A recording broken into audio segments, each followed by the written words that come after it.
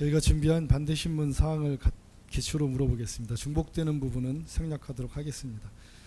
이 사건 비상계엄 선포가 이루어진 2024년 12월 3일 기준으로 봤을 때 여성가족부 장관이 공석이었기 때문에 대통령 국무총리를 제외하고는 18명의 국무위원이 있었던 것이죠. 저는 뭐 정확히는 모르지만 숫자는 정확히 모르십니까? 예. 그러면 이 항은 생략하겠습니다. 증인 비상계엄 선포와 관련해서는 대통령의 긴급명령, 긴급재정경제처분이나 명령 또는 계엄이나 그 해제, 분쇄에 관한 중요 사항 같은 경우는 국무회의 심의를 거쳐야 된다는 것은 알고 계셨죠? 네, 심의를 해야 된다 정도는 제가 알고 있었습니다. 그리고 사항은 아까 그 나중에 이걸 알게 되셨다고 했는데 대통령과 국무총리를 포함해서 국무회의는 11명이 출석해야 개의할 수 있었다라는 것은 그 당시에는 몰랐다는 겁니까? 그러니까 그 평소 회의를 할 때는 제가 뭐 11명이 돼야 된다는 그런 데 대한 그게 없었고 예. 회의를 할 때도 처음에는 그런 생각이 없다가 나중에 조금 그 비상계엄 회의를 할 때도 좀 시간이 지나서 제가 평소 국무회의에서는 이 개의 요건이나 정족수가 문제되는 적은 한 번도 없으니까 그거에 대해서 특별한 생각이 없으셨던 거고 이 사건 비상계엄 선포와 관련해서는 나중에 그렇다라는 걸 알게 됐다라는 말씀이죠. 그리고 평소에 국무회의를 하면은 그 국무위원들만 오는 게 아니고 대통령이 또 근무하는 뭐 다른 분들도 많이 들어옵니다. 그러니까 사실 숫자가 굉장히 많습니다. 예. 국무회의의 개의 요건을 충족하였는지 여부는 국무회의의 간사인 행정안전부의 의정관이 확인한다는 것을 알고 계십니까? 그건 제가 모르시고요. 잘 모릅니다. 5항입니다.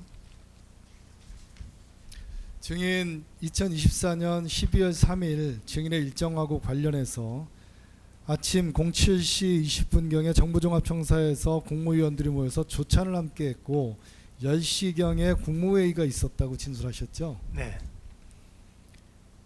그 조찬과 국무회의에서는 주로 어떤 논의를 하셨습니까? 조찬에서는 그 예산 관련해서 논의가 있었습니다. 예산 논의 있었고 그 10시 국무회의는 우리가 통상적으로 하는 그런 국무회의였습니다. 법령이라든지 그 다음에 시행령이라든지 뭐 그런 걸 통과시키는 검토하는 그런 회의였습니다. 그 조찬과 국무회의에 김영현 국방부 장관이 참석했었습니까? 조찬은 제가 잘 기억을 못하겠고 예. 아마 10시에는 참석을 하시지 않았나 그렇게 생각합니다.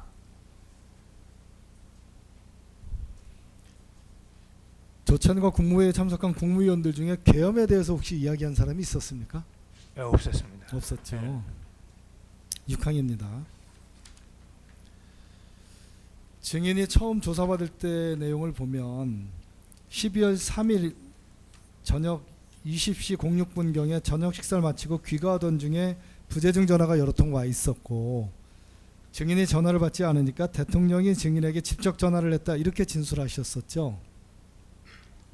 이게 진술조서 2024년 12월 14일 초기 진술에 그런 부분이 있습니다. 예. 기억나십니까? 예. 그때 증인은 대통령으로부터 직접 전화 받은 것은 이때가 처음이었고 이때 윤석열 전 대통령의 전화번호로 처음 알게 되었다 이렇게 진술하셨는데 맞습니까? 예. 증인은 그 시점에 수행실장과 용산 대통령실로부터 걸려온 전화 내역은 남겨두었으면서 대통령과 직접 통화한 내용만 삭제를 했습니까? 예, 그건 뭐 제가 의도적으로 삭제한 게 아니고 실수로 그렇게 됐습니다. 의도적으로 삭제하신 건 아니라고요? 예. 예, 7항입니다. 증인이 2025년 7월 20일에 와서 조사를 받으실 때는 2025년 7월 20일입니다.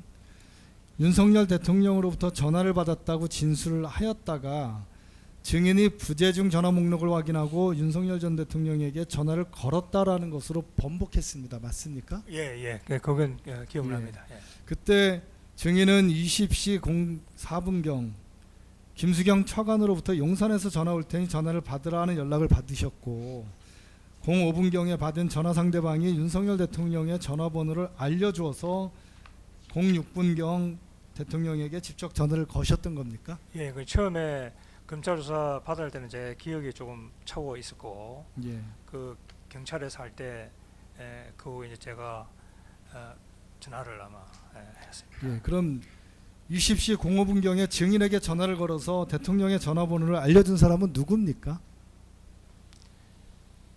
그게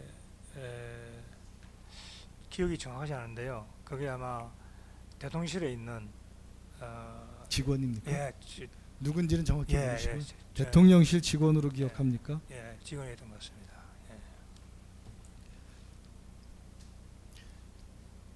증인이 윤석열 대통령 전화번호를 전달받기 전에 대통령 전화번호를 혹시 미리 알고 있었던 것은 아니에요? 몰랐습니다. 예. 그럴 일은 예, 없습니다. 그날 처음 그날 처음으로 전화번호를 예, 받으신 하고 처음 뭐 장관으로 통화를 했고 통상적으로 제가 통일부 장관으로 되고 나서 이 대통령실과의 소통은 통일 비서관실이 있습니다.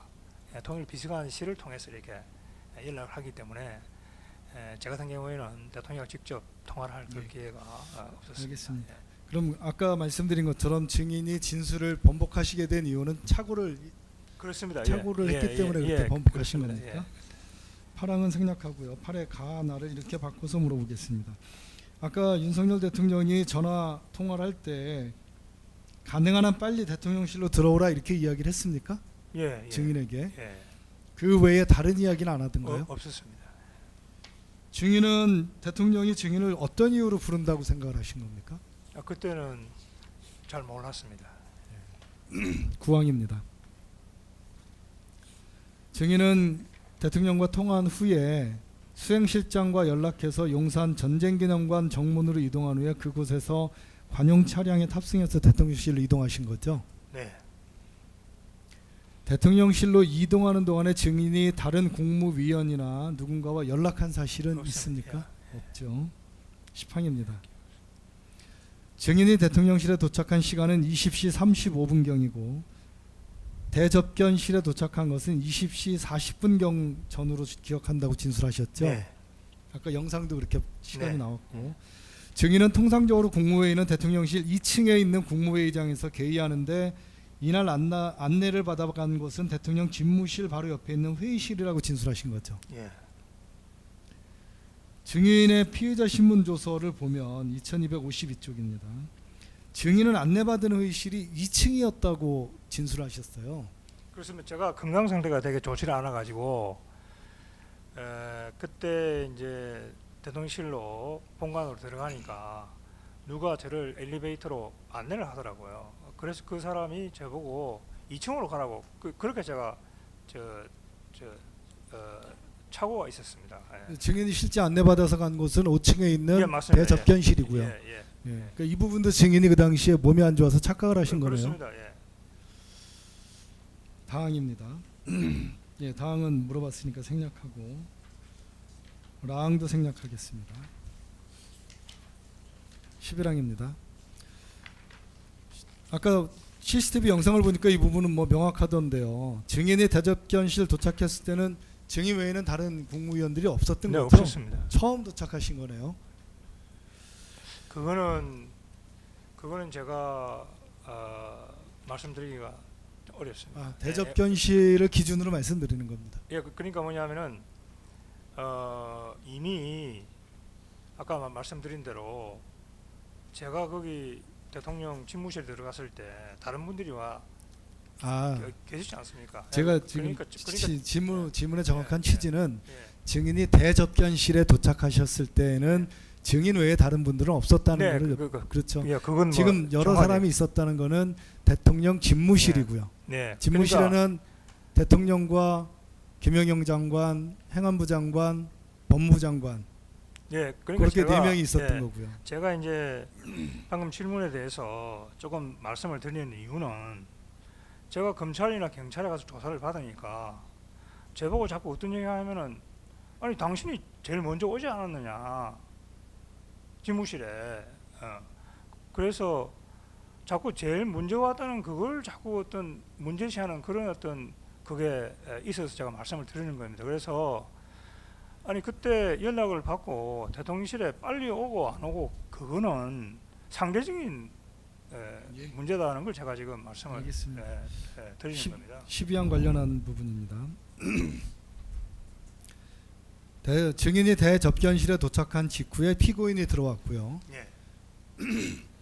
약간의 텀을 두고 조태열 외교부 장관이 들어왔다라고 지금 여기 보시면 세 번째 줄부터 그렇게 진술하셨어요. 예, 그건 제가 기억에 이 맞습니까? 예, 그건 제가 기억에 착오가 있었습니다. 이 부분도 착오가 있으신 거죠? 예.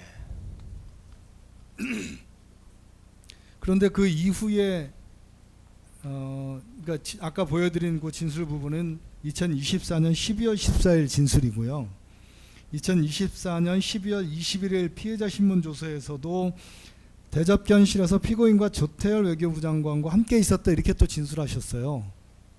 예, 제가 기억에 예, 혼돈이 그런데 났습니다. 아까 CCTV 영상을 봐도 증인이 제일 먼저 앉아 계시고 그 다음에 피고인이 들어와서 한 5분 정도 대화하는 것만 있지 조태열 장관은 전혀 그 당시에는 없었거든요. 네. 그러니까 이 제가 지금 여쭤보는 피고인 증인의 진술은 계속 잘못된 사실을 착각을 하셔가지고 말씀하신 걸로 보이는데 맞습니까? 네. 예. 조태열 그 장관이 집무실에 입실한 것은 저희가 실황조사서를 보면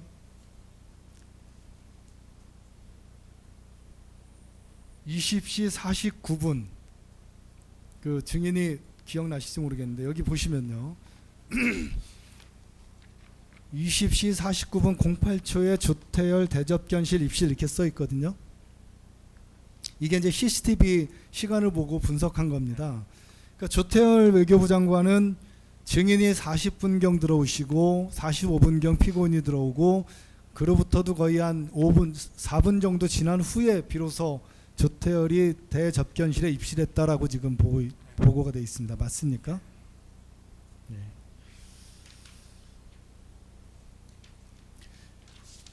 그리고 피해자 신문조사 한 군데만 더 보겠습니다. 라항입니다. 증인은 피고인과 증인 그리고 조태열 외교부 장관이 대통령 집무실로 향하는 큰 문을 열고 들어갔다 이렇게 또 진술하셨거든요. 그러니까 조태열 장관은 계속 없는 상황인데 조태열 장관이 같이 들어간 것처럼 또 진술하신 부분도 있어요. 예, 이 부분도 제가, 역시 예, 제가 건강 상태가 좋지 않아서 예, 기억에 좀 기억에 착오가 있으셨던 거예요. 있었습니다. 예. 망은 생략하겠습니다. 13항입니다. 이 부분은 아까 말씀을 대답을 하신 부분이어서 13항 생략하고요. 나항은 이렇게 바꿔서 물어보겠습니다. 나항 증인의 종전 진술조서에 이렇게 진술한 부분이 있습니다. 증인은 대접견실 주출입구 안쪽 자리에 집무실에서 가까운 자리부터 증인, 피고인, 조태열 외교부 장관 순서로 앉은 상태에서 피고인과 조태열 외교부 장관 둘이서 이야기하고 있었을 때 둘이 대화하는 분위기가 심각해 보여서 무슨 일인가요? 라고 물어보니 피고인이 계엄이 선포될 것 같다라고 말했다고 진술했습니다. 이 진술도 맞는 것입니까? 네, 그것도 제가 기억에 좀 착각이 있었던 것 같습니다. 이 당시에 조태열 장관이 옆에 없었던 거죠? 그러니까 집무실로 들어가기 전에 예, 맞습니다. 예. 그렇죠? 아까 증인 검찰 질문에 대답하실 때 보니까 대접견실에 피고인과 증인이 있을 때는 피고인이 비상계엄과 관련된 이야기는 전혀 한 바가 없고 김영영 장관이 문을 열고 피고인과 증인이 대통령 집무실에 들어갔을 때 그 자리에서 비로소 대통령이 비상계엄을 선포하려고 한다라고 이야기했다는 겁니까? 네.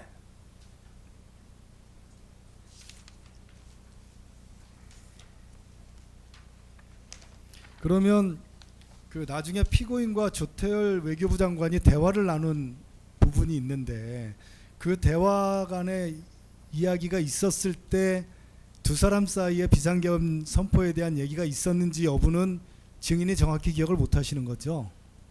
어디 대접견실에서요? 대접경실에서. 그때는 이제 대통령 그때는 예. 대통령 집무실에서 비상계엄 얘기가 있고 난 이후에 나와서 피고인과 저 외교부 장관 사이에 이야기가 있었던 거는 맞습니까? 그러니까 대통령 집무실에 들어갔다가 대접견실 다시 나와서 앉으셨잖아요. 예, 제 기억으로는 제가 끝에 앉고 피고인이 앉고 조태열 장관이 아마 앉았던 것 같습니다. 예. 그래서 그때 제 생각으로는 피고인하고 조태열 장관하고 조금 대화를 나누는 걸 봤는데 저는 뭐 구체적인 내용은 알지 못합니다. 그 부분 관련해서는 다시 한번 확인해 보겠습니다. 아까 제가 나항 물었던 부분이 조금 부정확한데요. 증인이 지금 아까 저희가 물었던 부분입니다. 지금 말씀하신 것처럼 대접견실 주출입구 안쪽 자리에서 집무실에서 가까운 자리부터 증인 그리고 피고인 조태열 외교부 장관 순서로 앉았다고 말씀하셨잖아요. 저희가 아까 영상도 보니까 그렇게 앉으셨던데요.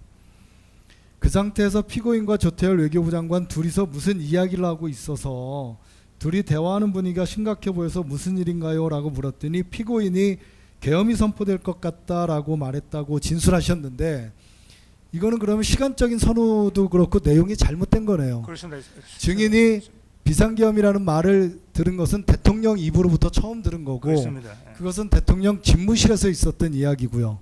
집무실에서 다시 나와서 지금 증인이 말씀하시는 것처럼 집무실 출입구 문부터 증인, 피고인, 조태열 외교부 장관 순서로 앉았는데 그때 피고인과 조태열 장관이 무슨 이야기를 했을 수는 있지만 두 사람 사이에 이야기하는 게 심각해 보여서 증인이 무슨 일이에요? 라고 물었더니 비상계엄 선포하려는 것 같다. 이거는 시간적 선호가 안 맞네요. 예.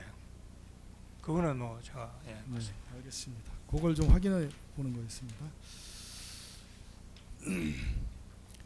14항 나머지 부분은 생략해도 될 것 같습니다. 14항입니다. 증인 대접견실에서 이제 외교부 장관을 안 만났다고 하셨으니 외교부 장관은 빼겠습니다. 피고인을 처음 만났을 때 피고인도 비상계엄에 대해서는 전혀 모르고 온 것 같다라고 진술하셨죠. 네. 피고인 만나서 5분 동안 대화하실 때. 네. 그렇죠?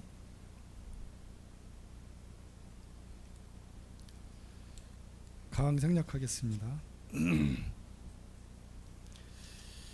그러면 이 부분은 어떻습니까? 피고인이 대접견실에서 증인에게 비상계엄이 선포될 것 같다라는 취지로 이야기한 바는 전혀 없는데 증인이 그때 진술하실 때 진술 조서 내용에는 이렇게 진술하신 부분이 있어요.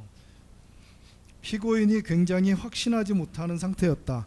계엄인지 여부를 확신하지 못하고 계셨다. 계엄이 되나 안 되나 이렇게 진술을 피고인 신문을 받으실 때 하셨거든요. 예. 이 부분은 어떻게 되는 겁니까? 그것도 제가 아까 말씀드렸던 것처럼 제 기억에 착오가 있었고 제가 한 번 더 말씀드리면은 비상계엄을 처음 들은 것은 피고인으로부터 들은 게 아니고 대통령실로 들어가서 대통령으로부터 들은 것이 제가 갖고 있는 정확한 기억이다 이렇게 말씀을 드립니다.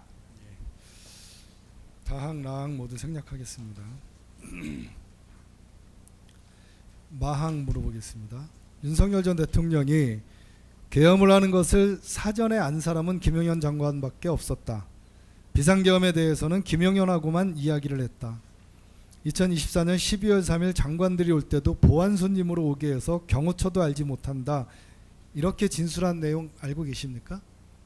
잘 모릅니다. 조사 과정에서 이런 내용 혹시 들어본 적은 없으세요? 없습니다. 바항입니다. 김용현 장관을 제외하고 2024년 12월 3일 21시경 이전에 대통령실에 도착한 국무위원들은 모두 윤석열 대통령으로부터 비상계엄에 대하여 듣기 전에는 전혀 알지 못했다라고 진술하고 있는 사실은 알고 계세요? 다른 국무위원들이. 그건 제가 그 부분도 예, 조사 과정에서 혹시 들으신 바는 없습니까? 없습니다. 예. 사항입니다. 증인이 대통령 집무실에 입장하였을 때 앉았던 순서는 혹시 기억나십니까? 예, 기억이 납니다. 어떤 순서로 앉으셨습니까? 그게 이제 원탁인데 여기 대통령이 앉으시고 제가 대통령 왼쪽에 앉았습니다. 왼쪽. 앉았고 그다음에 이쪽으로 총리님하고 그 저 피고인하고 조태열 장관. 근데 순서는 모르겠습니다 제가. 그다음에 이쪽에는 박성재 장관하고 이상민 장관. 그분도 이거는 오른쪽에 있었는데 그 순서는 제가 잘 알지는 못하겠습니다. 그리고 제가 기억하는 것은 조태일 장관님은 제가 계속 그 혼돈이 돼서 잘 아까 그런 이유로 해서 혼돈이 그렇고 그 조태용 원장은 복도문으로 들어온 걸 제가 기억을 합니다. 와서 앞에 여기 서 있었던 게 기억이 나고 그다음에 김용현 국방장관은 이쪽 뒤쪽으로 이렇게 이제 서서 왔다 갔다 했던 그런 저는 기억이 납니다. 근데 지금 집무실에서 원탁에 어떤 순서로 앉았는지 그리고 이런 것도 다 기억하시는데 문건은 왜 제가 기억을 못해 잘 이해가 잘 안 돼서 그런지. 저 잘 그거는 재판장님 제가 잘 아까 말씀드린 대로 기억이 안 납니다. 그러니까 지금 뭐 어느 문으로 들어오고 어디에 서 있고 이것도 다 지금 말씀하고 계신데요. 예. 그 문건 받은 거는 기억 못 하시는 그게 아니 맞습니까? 그러니까 그게 이제 제가 말씀드린 대로 그거는 대통령께서 비상계엄을 이렇게 얘기하기 전 그런 하나의 상황이었고 대통령께서 비상계엄을 그 얘기를 하고 난 다음에는 제가 아까 말씀드린 대로 제가 굉장히 충격을 받고 그때는 굉장히 당황스럽고 어떤 생각이 굉장히 복잡해졌기 때문에 그런 걸 좀 잘 기억이 나질 않습니다. 네, 계속 물어보시죠. 그러면 증인이 그렇게 해서 대통령 집무실에 앉아 있는 상태에서 윤석열 전 대통령이 비상계엄을 선포하겠다라고 이야기를 한 겁니까? 그렇습니다. 그래서 그때 김용현 장관을 뺀 나머지 사람들이 그 자리에서 다 그 사실을 처음 알게 된 것이고요. 다른 사람은 다른 사람은 잘 모르는데 모르겠고 제하고 피고인은 분명히 처음 들었다 이렇게 생각이 됩니다. 박성재 장관이든 이상민 장관은 이미 그 자리에 들어가 있었기 때문에 미리 알았는지 여부는 증인은 잘 모르시고 모르죠. 저는. 피고인과 증인은 막 집무실에 들어가서 앉아서 비로소 그때 대통령의 비상계엄이라는 말을 들었기 때문에 증인과 피고인은 그때 비로소 비상계엄이라는 말을 듣고 알게 된 것이고 그렇다는 그건 겁니다. 뭐 제가 분명히 말씀드릴 수 있습니다. 그러면 증인이 검찰에서 여러 차례 조사받으면서 경찰, 검찰, 특검에서 조사받으시면서 말씀하셨던 내용, 즉 피고인이 대통령이 비상계엄을 선포하려는 것 같다라고 증인에게 미리 이야기한 것은 사실과는 전혀 다른 것이네요. 그렇습니다. 예. 그리고 피고인이 미리 비상계엄이 선포될 것이라는 것을 알고 있었다는 것도 말이 안 되는 거네요. 예, 그렇습니다. 집무실 상황을 좀 더 자세히 여쭤보겠습니다. 저 시간이 좀 돼서 좀 쉬었다 하겠습니다. 15분 정도 쉬었다가 4시 15분에 나머지 진행을 하도록 하겠습니다. 특별히 문제 없으시죠? 4시 15분에 시작하겠습니다.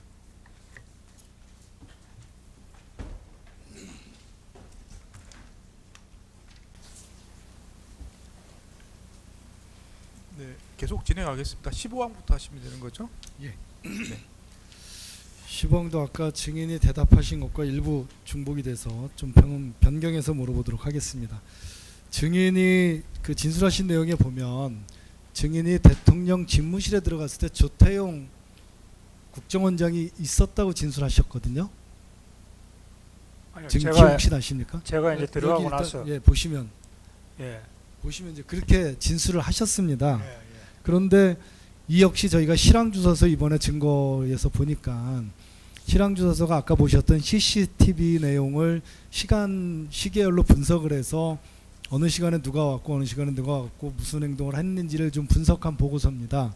거기에 보면 조태용 그 국정원장이 대접견실에 들어온 것도 그 나중에 증인이 대통령 집무실에 입실하고 나서 한 10분 정도 경과한 후에야 입실한 걸로 나오거든요. 그 증인이 처음에 집무실에 들어갔을 때 조태영 국정원장이 있었던 것은 아닌 거죠. 네, 아닙니다. 그 역시 이제 증인이 아까 말씀하신 것처럼 독감과 폐렴 같은 것으로 인해서 몸 상태가 너무 안 좋아서 기억이나 이것이 정확하지 못하거나 착각을 네, 하신 네, 부분인 거죠. 네. 16항 물어보겠습니다. 증인의 진술조서 증거기록 17,625면입니다. 증인이 대통령 집무실에 들어가니 대통령이 야당이 국무위원들을 계속해서 탄핵하고 있다. 이렇게 해서는 국정 운영이 제대로 되기 어렵다. 그래서 계엄을 선포해야겠다. 이렇게 말했습니까? 네, 그런 취지로 기억됩니다. 예. 그때 이제 피고인과 조태열 그리고 증인이 말한 부분들에 대해서 확인을 해보는 겁니다. 대통령이 위와 같이 말하자 그 직후에 피고인은 계엄이 선포되면 대외 신인도가 하락하여 경제에 문제가 발생할 수 있다. 이렇게 말하여서 반대라는 단어를 쓰진 않았지만 계엄 선포에 반대하는 의사표시를 명확하게 한 것이죠. 네, 제가 조금 덧붙이면은 피고인은 경제통상 분야의 전문가로서 평생을 살아오신 분이죠. 그래서 대통령께 국가 신인도, 국가 경제의 문제 이런 걸 이야기한다고 하는 것은 가장 강한 반대의 표현이다. 저는 그렇게 생각을 합니다. 예. 나항입니다. 조태열 외교부 장관도 대한민국 외교 70년의 성과가 무너진다. 이렇게 말했죠. 그리고 증인은 경제, 외교, 안보 분야에 심각한 문제가 발생한다. 특히 한미 관계가 파탄난다. 이렇게 해서 반대하는 의사표시를 하셨죠. 네. 다항입니다. 피고인과 조태열 외교부 장관 그리고 증인을 제외하고 다른 사람, 다른 국무위원 또는 국정원장이 계엄에 반대한다는 의견을 대통령에게 명시적으로 개진한 바는 없습니까? 네, 그거는 제가 기억이 나지 않습니다. 기억이 없으십니까? 그러면 이렇게 여쭤보겠습니다. 당시 대통령 집무실에 있었던 사람들 중에 김용현 장관을 제외하고 비상계엄 선포에 동의한 사람은 있었습니까? 동의한다는 얘기를 한 사람은 없었습니다. 예. 동의한다고 한 사람은 없었습니까? 예. 17항입니다. 윤석열 대통령이 비상계엄을 선포하겠다고 말한 후에 조태열 외교부 장관에게 A4 용지 한 장을 건넨 것을 목격했다고 진술하셨죠. 네. 그럼 맞습니까? 네.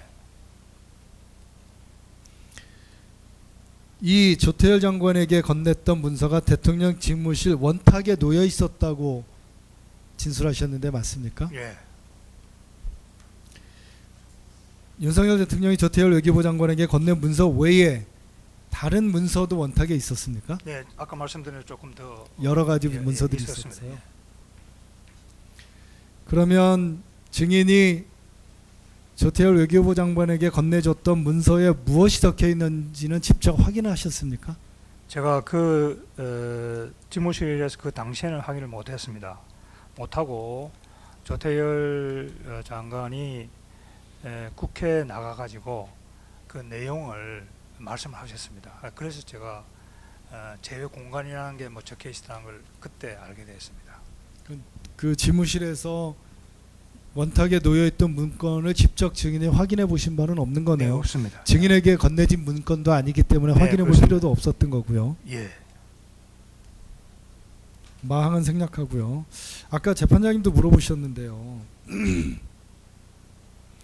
증인이 집무실에서 조태영 외교부 장관 이외에 다른 국무위원이나 국정원장에게 어떠한 것이든 문서를 건네는 것을 목격하지는 못하셨어요? 조태열 외교부 장관 외에는 저는 본 기억이 없습니다. 기억이 없는 겁니까? 아니면 그런 사실이 없는 겁니까? 저는 제가 기억이 없다라고 하는 그게 좀 정확한 표현 되겠습니다. 바항은 생략하겠습니다. 18항입니다.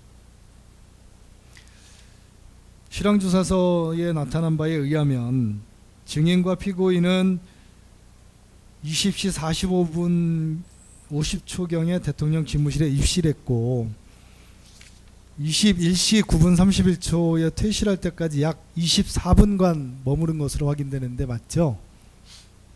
뭐 정확한 시간은 모르지만 그 정도이다. 예. 말씀드리겠습니다.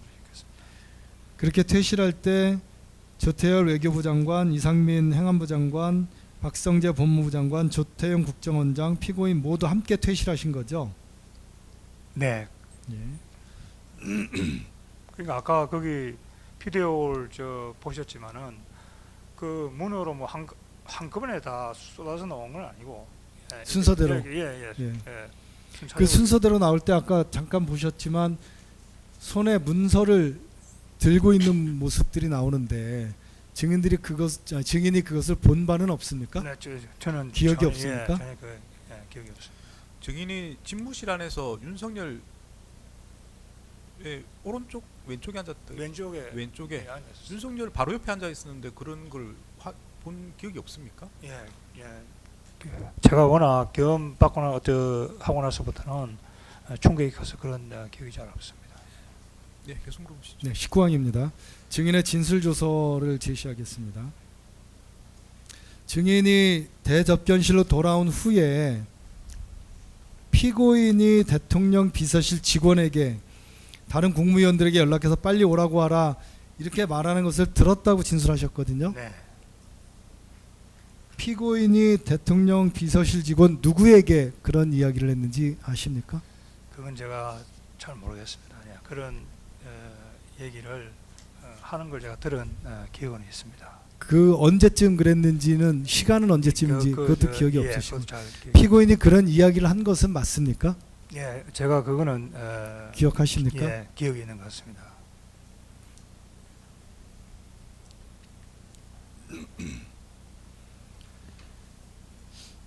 예, 실황조사서 역시 제시하겠습니다.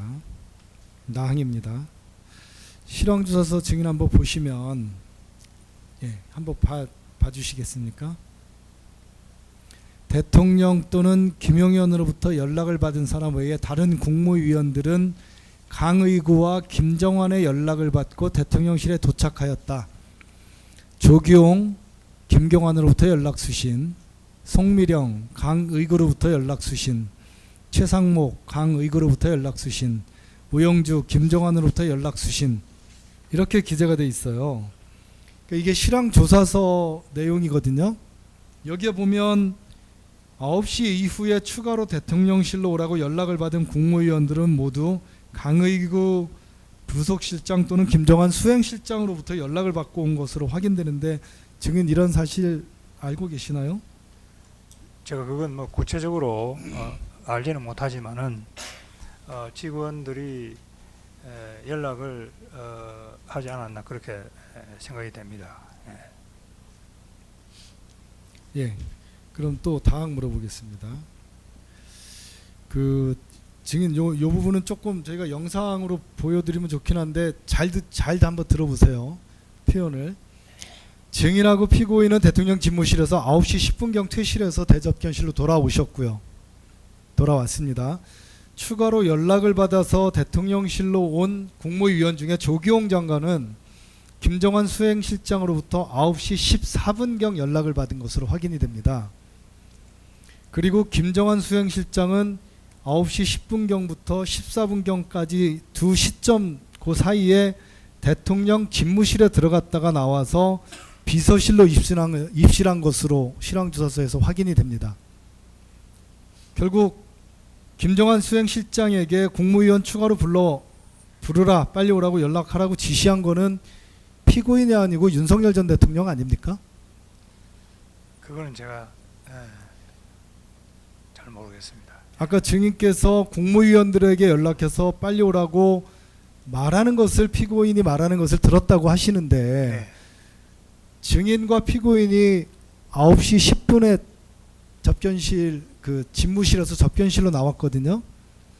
그리고 수행실장이 조기용 장관에게 연락한 건 9시 14분경입니다. 4분의 차이가 나거든요. 근데 그 4분 차이 나는 시간 동안에 이 김정환 수행실장이 대통령 집무실을 들어갔다 나오거든요. 이 시간이 무슨 말씀인지 이해가 되십니까? 그러니까 제가 말씀드릴 수 있는 것은 장관들을 또 국무위원들을 더 부르고 안 부르고 하는 것은 위에서 그런 결정이 이루어졌기 때문에 이런 아까 저런 분들이 김정한 그다음에 강희구라는 이런 분들이 전화를 하는 건 아닌가 이제 그런 말씀을 제가 드리는 겁니다. 예. 그러니까 그 위라는 것이 대통령이냐 지금 국무총리냐라는 문제 그걸 때문에 저희가 여쭤보는 겁니다. 예, 그러니까 증인이 진술하신 거에 의하면 피고인이 다른 국무위원들을 불러라라고 이야기했다는 건데 김정한 수행실장이 증인과 피고인이 대통령 집무실에서 나온 다음에 김정한 수행실장이 들어가고 그 다음에 김정한 수행실장이 조기용 장관에게 연락을 하거든요. 이제 저희가 여쭤보는 거는 결국 피고인이 그 잠깐 사이에 증인하고 앉아 있었는데 그때 직원 누군가에게 그것을 이야기해서 직원이 수행한 것이 아니고 김정한 수행실장이 대통령에게 들어가서 지시를 받고 나온 것으로 보이는 것 같아서 그 부분을 증인의 기억과 한번 맞춰보려고 여쭤보는 겁니다. 네, 이제 그거는 제가 지금 말씀하신 걸 들어보면은 제가 그건 판단할 수 있는 문제는 아니다 이렇게 생각이 됩니다. 그러나 제가 말씀드리는 것처럼 국무위원을 더 부르고 안 부르고는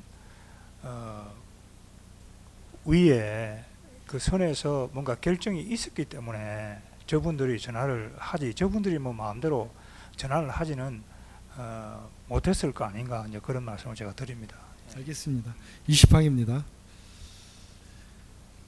증인 대접견실에서 피고인이 다른 국무위원들을 부른 이유가 피고인이 다른 국무위원들도 불러서 윤석열 대통령을 설득하려고 하는 것 같다 이렇게 진술하셨거든요. 네, 그것은 맞습니까? 네, 피고인이 제가 말씀드린 대로 대접견실에서 저 대통령 집무실에서 반대 의사를 표했고 또 제가 말씀드린 대로 정진석 비서실장에게도 대통령실 가서 계엄을 좀 만류하세요 그런 얘기를 하고 이런 걸 제가 보게 되면은 초기에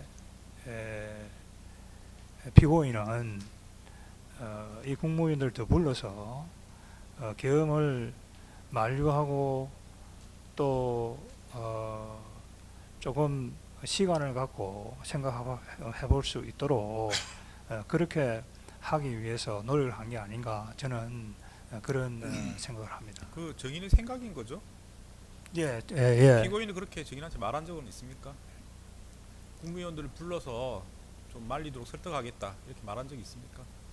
그건 제가 기억이 없습니다. 예. 네, 다음 질문하시죠. 예.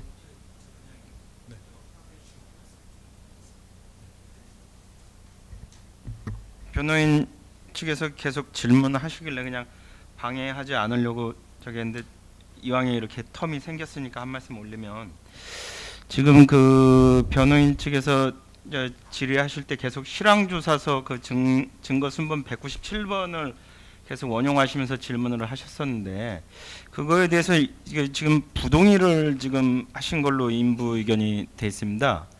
그 부동의 부분과 관련해서도 이제 명확하게 지금 어떤 부분을 부동의했는지도 지금 명확하지 않은 상황인데 과연 그 부분을 근거로 이렇게 증인 신문을 해도 되는지 거기에 대해서 좀 여쭤보고 싶습니다. 그 실황조사- 원하실 거면 동의하시면 아니 실황조사서 부분을 말씀을 드리면 실황조사서를 보시면 이제 재판부께서 아직 못 보셨을 텐데 실황조사서를 시간 순서대로 다 분석하신 건 좋은데 재연하는 장면이 있습니다.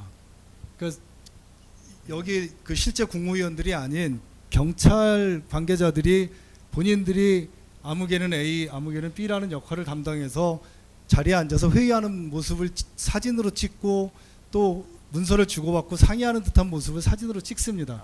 그것을 붙여놓고 재연 장면이라고 해놔서 사실은 그러면- 오늘 저희가 봤던 것처럼 CCTV 영상을 그대로 붙여가지고 캡처했다라면 전혀 문제가 없는데 재연하면은 의도적으로 어떤 행위를 만들어내는 것이 될 수 있어서 그 부분 때문에 저희가 부동의를 했습니다. 그러면 시간을 정리한 표는 동의하시는 거고 그 제가 재연 그렇게- 영상 부분은 부동의하시는 그런 식으로 이해하면 되겠습니까? 예, 증거 인부서에 그렇게 했습니다. 재연하는 장면을 부동의하는 것이라고. 뭐 그렇게 하면 되겠습니다. 예, 예. 예, 그렇게 정리하겠습니다. 네. 증인 그 피고인이 국무위원을 불러봐야 된다라고 이야기했을 때 국무회의를 열어야 한다라는 이야기를 했습니까? 피고인이 국무회의를 열어야 된다. 아니면 국무회의에 정족수를 채워야 된다. 이런 말을 들은 적은 없다라고 진술하셨죠. 네, 예. 그러니까 정족수를 채워야 되거나 국무회의를 열어야 된다라고 증인이 들었던 것은 아닌 겁니까? 그러니까 피고인 내 제가 이제 말씀 아까 드렸던 것처럼 처음에는 국무위원들을 더 불러야 된다. 예, 그렇게 하다가 나중에 그 결국은 국무회의를 하는 그런 방향으로 분위기가 바뀌지 않았나. 그게 제가 가지고 있는 기억입니다. 예, 그러면 국무회의를 열어야 된다는 거를 피고인이 그 이야기를 한 것은 아니고요. 그건 제가 잘 그건 기억이 예, 없으십니까?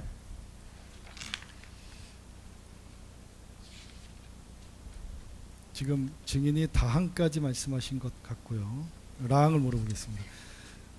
오영주 장관이 도착했을 때 누군가 이제 11명이 다 되었다라는 말을 하였다고 증인 진술하셨거든요. 예, 그 누가 그와 같은 말을 했는지 기억나십니까? 그건 기억이 안 납니다.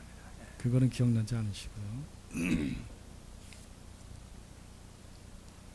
지금 증인 말씀하신 게 진술조서에서 정확하게 이렇게 표현이 되어 있습니다. 22항입니다. 잘은 모르지만 어쨌든 어느 순간부터 국무회의를 해야 하고 정죽수가 채워져야 한다는 분위기가 있었던 것은 맞고 이상민 행안부 장관이 특별히 나섰던 기억은 없으며 피고인이 송미령 장관에게 전화도 하셨다는 것을 보니 피고인이 하셨을 것 같기는 합니다. 이렇게 진술하셨어요. 기억나십니까?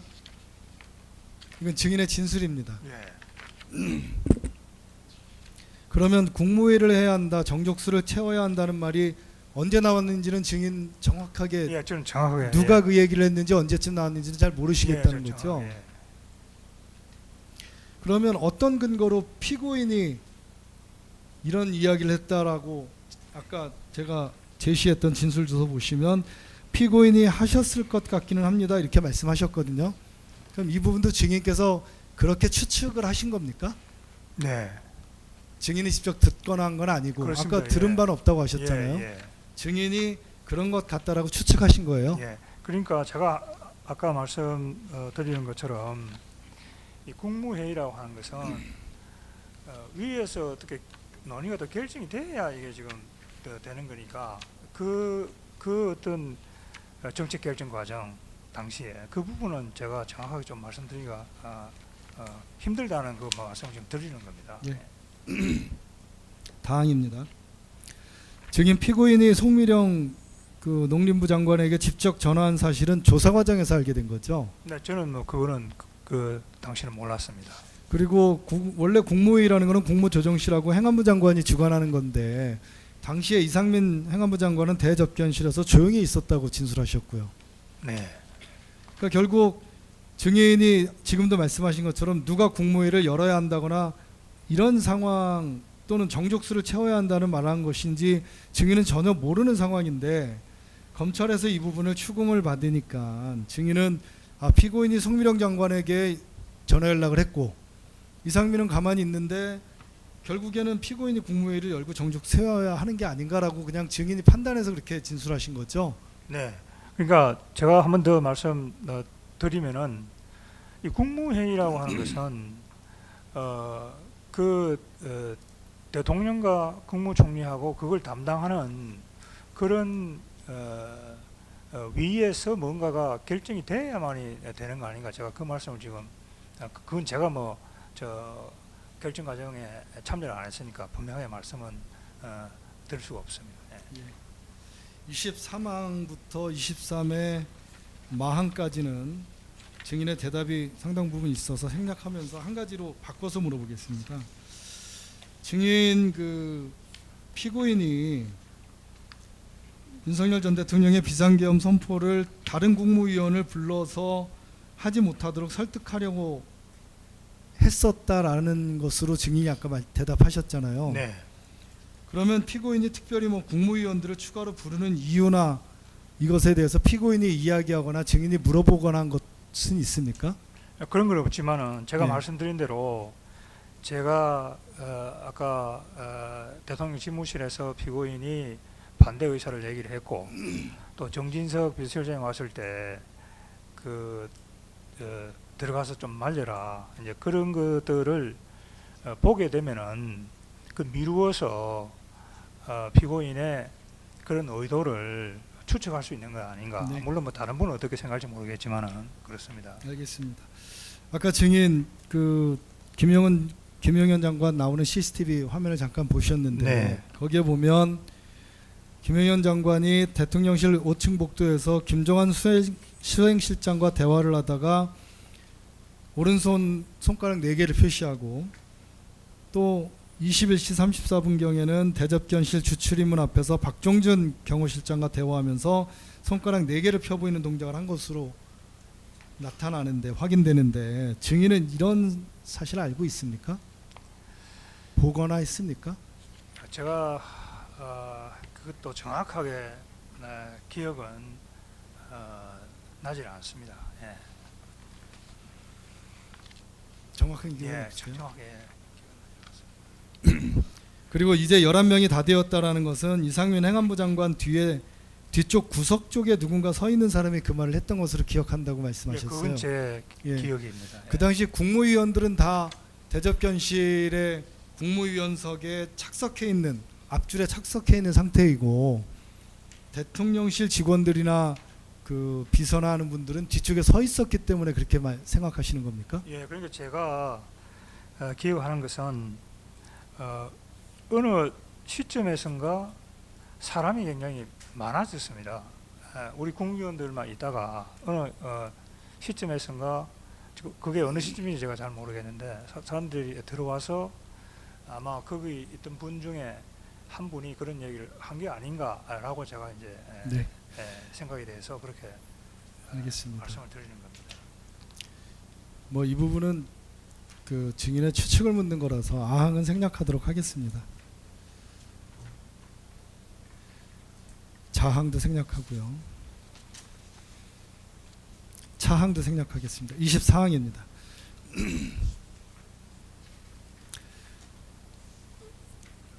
증인께서 그 아까 대답도 그렇게 하셨습니다마는 21시 9분 31초 대통령 집무실에서 대접견실 쪽으로 나왔는데 비상계엄과 관련된 문건을 수령하거나 열람한 사실은 없다고 진술하셨죠. 예. 증인 또한 집무실에서 나올 때 문서를 가지고 나온 것에 대해서는 기억나지 않는다고 진술하신 거고요. 제가요. 문서를 가지고 나왔는지 다른 분들.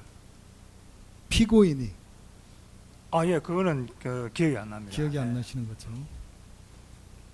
그런데 아까 잠깐 CCTV에도 나왔는데 CCTV 영상으로 보면 피고인 자리 앞에 놓여 있는 문서를 증인이 자기의 앞으로 가져와서 잠깐 읽고 다시 피고인의 자리에 가져다 놓은 것으로는 확인이 됩니다.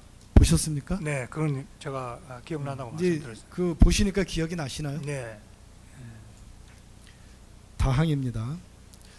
아까 말씀이 그 조사받을 때도 그런 진술하신 부분이 있습니다.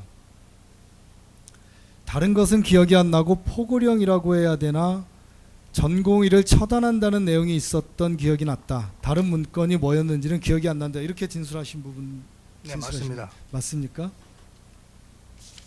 그러면 저희가 언론 기사에 나온 포고령 1호 출력물을 한번 보여드리겠습니다.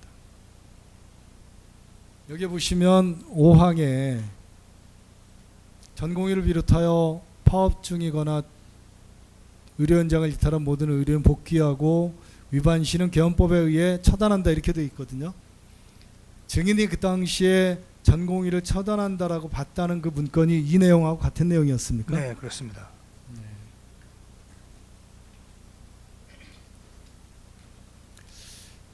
증인이 다른 것은 기억이 잘 안 나시는데 유독 전공의를 처단한다 이 부분은 기억을 지금 하시거든요. 그렇습니다. 전공이 처단이라는 말이 너무나 강하고 도대체 이거는 납득하기 참 힘든 얘기 돼서 제가 기억이 납니다. 포고령 내용을 일별해서 보실 때 이 부분이 특히 예, 다른 거는 증인에게 눈에 예, 띄셨던 예, 겁니까? 다른 거는 뭐 특별히 제가 마항 기억나지 생략하겠습니다. 방은 좀 물어보겠습니다. 그 조규홍 보건복지부 장관은 대접견실에서 포고령을 보지 못하였고 2024년 12월 3일 23시 29분경 보건복지부 실장급 이상이 참여한 텔레그램 단체방에 올라온 메시지를 통해서 아까 보셨던 그 포고령 1호 그 내용을 처음 확인하게 됐다고 진술하거든요. 그러니까 어떻게 보면 주무부서 장관이지 않습니까? 네. 주무부서 장관은 포고령을 못 봤고 나중에 실장급 이상이 참여하는 대화방에서 알게 됐다라고 하는데 증인은 그보다도 1시간 30분 전에 이미 대접견실에서 그 내용을 보셨다는 겁니까? 네, 예, 네. 기억이 납니다. 사항 생략하겠습니다. 아항도 생략하겠습니다. 25항 질문하겠습니다. 증인이 대통령 집무실에서 대접견실로 돌아온 후에 최상목 기획재정부 장관이 대접견실에 도착했는데 피고인이 최상목 장관에게 계엄선포 사안에 대해서 이야기하며 대통령실로 들어가서 안 된다고 설득을 해라 이렇게 말하였고 이에 따라 최상목 장관이 대통령 집무실에 들어갔다 이렇게 진술하셨거든요. 맞습니까? 예, 아까 정진석 실장 그 얘기하고 그 다음에 최상목 장관에게도 그런 말씀하신 것을 제가 기억을 합니다. 예. 실황조사서 5876쪽입니다. 여기에 보면 윤석열 전 대통령이 대접견실에 나와 있다가 22시 07분 경에 대접견실과 연결된 출입문을 통해서 대통령 집무실로 들어가고 곧 이어서 최상목 장관이 대통령을 따라 대통령 집무실에 들어간 다음에 문을 닫았다 이렇게 기재되어 있거든요. 증인 혹시 이 장면 목격하셨나요? 저는 그까지는 보지를 못했습니다. 최상목 장관이 대통령 따라 들어가는 것까지는 기억은 안 예, 나십니까? 저는, 예.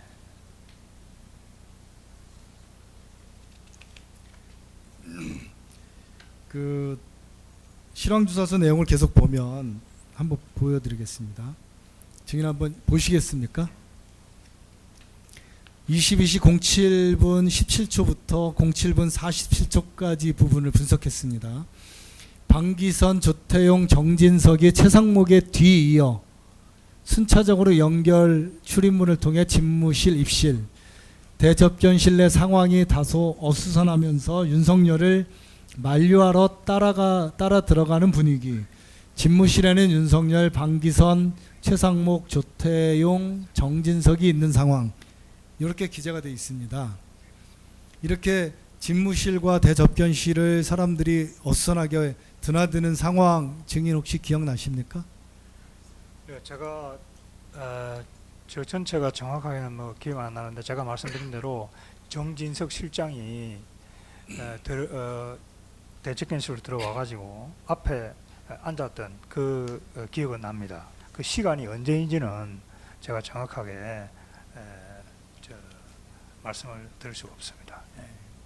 그 앞에 쭉 진행하실 때 이제 피고인이 정진석 비서실장한테 들어왔으면 말려봐라 이렇게 말을 하는 걸 증인이 들었다고 말씀하셨는데 네, 맞습니다. 예. 그 말을 듣고 정진석 비서실장이 복도로 나갔다고 아까 대답하셨거든요. 예, 제 기억은 그렇습니다. 그러니까 그 말을 따라서 뭔가 말리려고 하면은 대통령 집무실로 들어가서 말리든지 해야지 왜 정진석 비서실장이 그 말을 듣고 왜 복도로 나갑니까? 자, 과장님 그 구조가 이 대접견실에서 대통령실로 들어가는 문이 하나 있고 또 복도로 나가서 대통령실로 들어가는 문이 또 하나가 있습니다. 아, 물론 그럴 수는 있죠. 그런데 접견실에서 그 말을 듣고 뭔가 하려면 가까운 집무실 문을 열려고 들어갈 수 있는 건데 굳이 복도를 빙 돌아서 그렇게 나가는 이유가 있냐고 물어보는 겁니다. 왜냐하면 그렇게 피고인이 이야기를 해서 정인석 비서실장이 말리려고 뭔가를 하려고 했다면은 바로 옆에 문이 있잖아요. 그걸 열고 나면 바로 집무실이 나오는데 굳이 그 복도를 나가서 정의 말로는 빙 돌아서 들어갈 수 있다 이 말씀하시는 것 같은데 그렇게 할 이유가 있는지 어떤 상황이었는지 그래서 여쭤보는 겁니다. 그건 제가 말씀드릴 수 있는 사안이 아닌 것 같습니다. 네, 물어보시죠. 예. 그 부분 관련해서 한 번 더 확인해 보겠습니다. 증인 여기 실황조사서 다시 한번 봐주시겠습니까? 이 실황조사가 아까 말씀드린 것처럼 대통령 집무실과 대접견실에 설치된 CCTV 내용을 분석한 겁니다. 시간 순서대로 22시 07분 11초를 보시면 최상목, 윤석열을 따라 연결 출입문을 통해 집무실로 입실 후 문을 닫음 이렇게 되어 있거든요. 그리고 그 밑에 보시면 방기선, 조태용, 정진석이 최상목에 뒤이어 순차적으로 연결 출입문을 통해 집무실 입실. 집무실에는 윤석열, 방기선, 최상목, 조태열, 정진석이 있는 상황 이렇게 되어 있습니다. 그러면 증인이 지금 기억하시기로는 정진석 비서실장이 대접견실 출입문을 통해 나갔다라고 말씀하시는데 여기 CCTV를 보면 정진석 실장도 대통령 집무실과 대접견실 사이에 있는 연결 출입문을 통해서 집무실에 들어간 것으로 되어 있거든요. 예, 그건 이제 증인이 지금 기억하고 있는 게 예. 맞습니까? 그거는 CCTV를 통해서 봐야 되겠고 저는 당시 이제 기억에 의존을 하고 있는 겁니다. 예. 그러면 그 정진석 비서실장이 피고인으로부터 당신도 가서 좀 대통령을 말려봐라라는 이야기를 듣고 바로 나간 겁니까? 예, 그러니까 저는 그것만 분명하게 말씀을 드릴 수 있습니다. 그러나 제 기억은 복도 쪽으로 나간 것 아닌가 하니 그렇게. 그러면 그때가 이 시점 여기에 나와 있는 정진석이 대통령 집무실을 입실했다는 이 시점과 같은 시점인지는 정확하게 모르시는 거네요. 예, 그건 정확하게 잘 모르겠습니다. 예. 밖으로 나갔다가 다시 들어온 다음에 연결 출입문을 통해서 집무실을 들어간 것인지 아니면 복도로 나갔다가 거기에서 집무실을 들어갔는지 여부는 증인이 정확히 모르신다는 말씀인 잘 거죠? 모르겠습니다. 알겠습니다.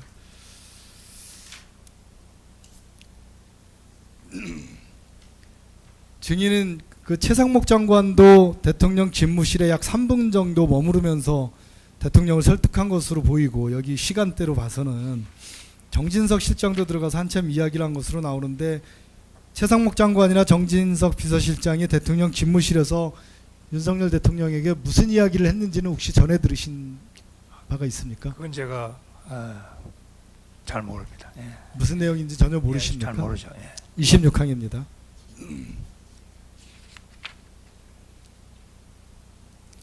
윤석열 대통령이 22시 14분 07초경에 대통령 집무실에서 대접견실로 들어왔고 22시 18분경에 대접견실에서 김영현 국방부 장관과 함께 퇴실할 때까지 약 5분 정도 대접견실에 머물렀던 거죠. 대통령이. 네, 그 시간은 굉장히 짧았던 것 같습니다.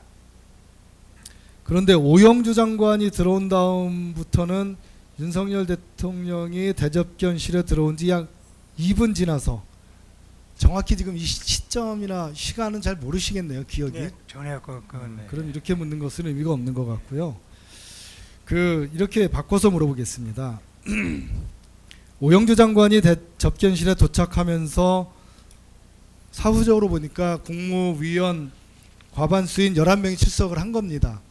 나중에 숫자가 보니까. 그래서 국무회의 의사정족수가 충족이 됐거든요. 그러면 오영주 장관이 들어온 때로부터 윤석열 대통령과 김용현 장관이 대접견실에서 퇴실할 때까지 시간은 한 2분 20초 정도가 되거든요. 네. 그 2분 20초 동안에 증인 기억하시기에 윤석열 대통령이 일방적으로 계엄을 해야 된다라는 말만, 본인의 이야기만 일방적으로 이야기했죠. 그렇습니다. 예. 다른 국무위원들이 이야기하거나 뭔가 의견을 개진할 수 있는 그런 어떤 상황이나 시간이 됐습니까? 제가 아까 말씀드린 대로 그것을 국무회의라고 한다면은 그것은 통상의 국무회의하고 달랐다. 통상의 국무회의라고 하는 것은 뭐 안건도 있고 뭐 이렇게 서로 이렇게 의견도 교환하고 그렇게 해야 되는데 굉장히 짧은 시간에 그게 이루어졌다는 걸 제가 말씀을 드리는 겁니다. 그러면 그 2분 20초 동안에 김영현 장관이나 피고인, 국무총리인 피고인이 대통령에게 비상계엄 선포를 건의하는 것을 봤습니까? 그게 일종의 절차적으로 국방부 장관이 국무총리를 거쳐서 대통령에게 건의하는 식으로 그 비상계엄 선포가 그런 건의가 되는데 예, 그러한 식의 이야기가 있었습니까? 그런 아까 말씀한 절차라고 한다면은 그런 건 거기서 이루어지지를 않았던 것이 제 기억입니다. 그러면 그렇게 절차가 진행되는데 이를 제기한 사람이 아무도 없었습니까?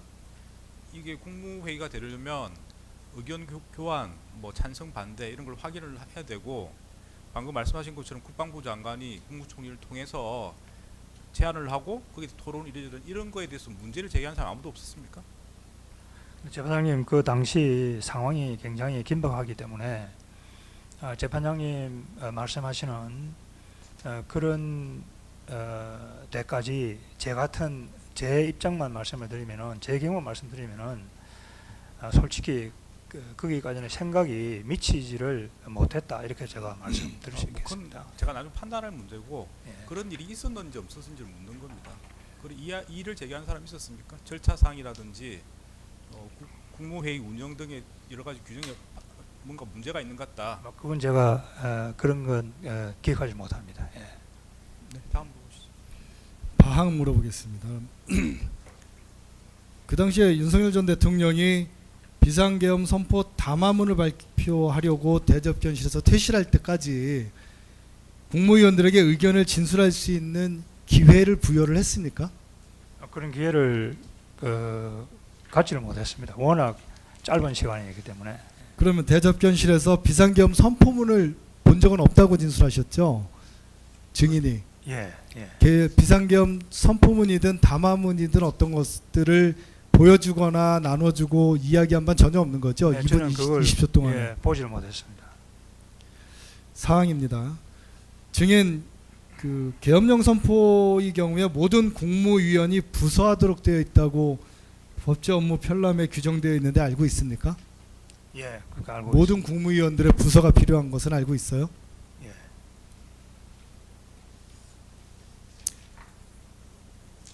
그런데 윤석열 전 대통령이 22시 14분경 대접견실에 들어오기 전까지 이주호 부총리 겸 교육부 장관, 유인촌 문화체육관광부 장관, 강정의 국가보훈부 장관에게 회의 참석을 통지조차 하지 않았다는 사실 알고 있습니까? 잘 모릅니다. 예. 모르세요? 장 생략하겠습니다. 판단을 묻는 거라서. 예, 차항도 증인께서 계속 말씀하신 것이라서 생략하겠습니다. 윤석열 전 대통령은 대접견실 퇴실 후에 22시 23분경부터 22시 27분경까지 사이에 비상계엄 선포 담화문을 발표를 했죠. 네. 선포 후의 상황에 대해서 여쭤보겠습니다. 28항입니다. 대통령이 비상계엄 선포 담화문을 발표하고 대접견실로 돌아올 때까지 증인은 대접견실과 대기실을 오갔던 것으로 보이는데 당시 상황은 어땠습니까?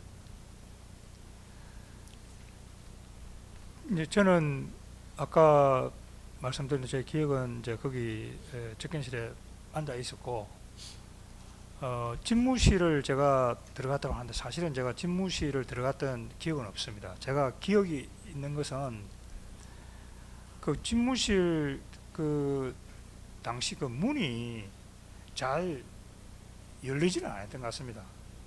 예. 그래서 아니, 이제 예. 제가 여쭤보는 건 집무실을 증익에 있어 들어가셨다는 게 아니고 예. 대접견실과 대기실이 또 있죠. 저는 대기실은 안 갔던 것 같아요.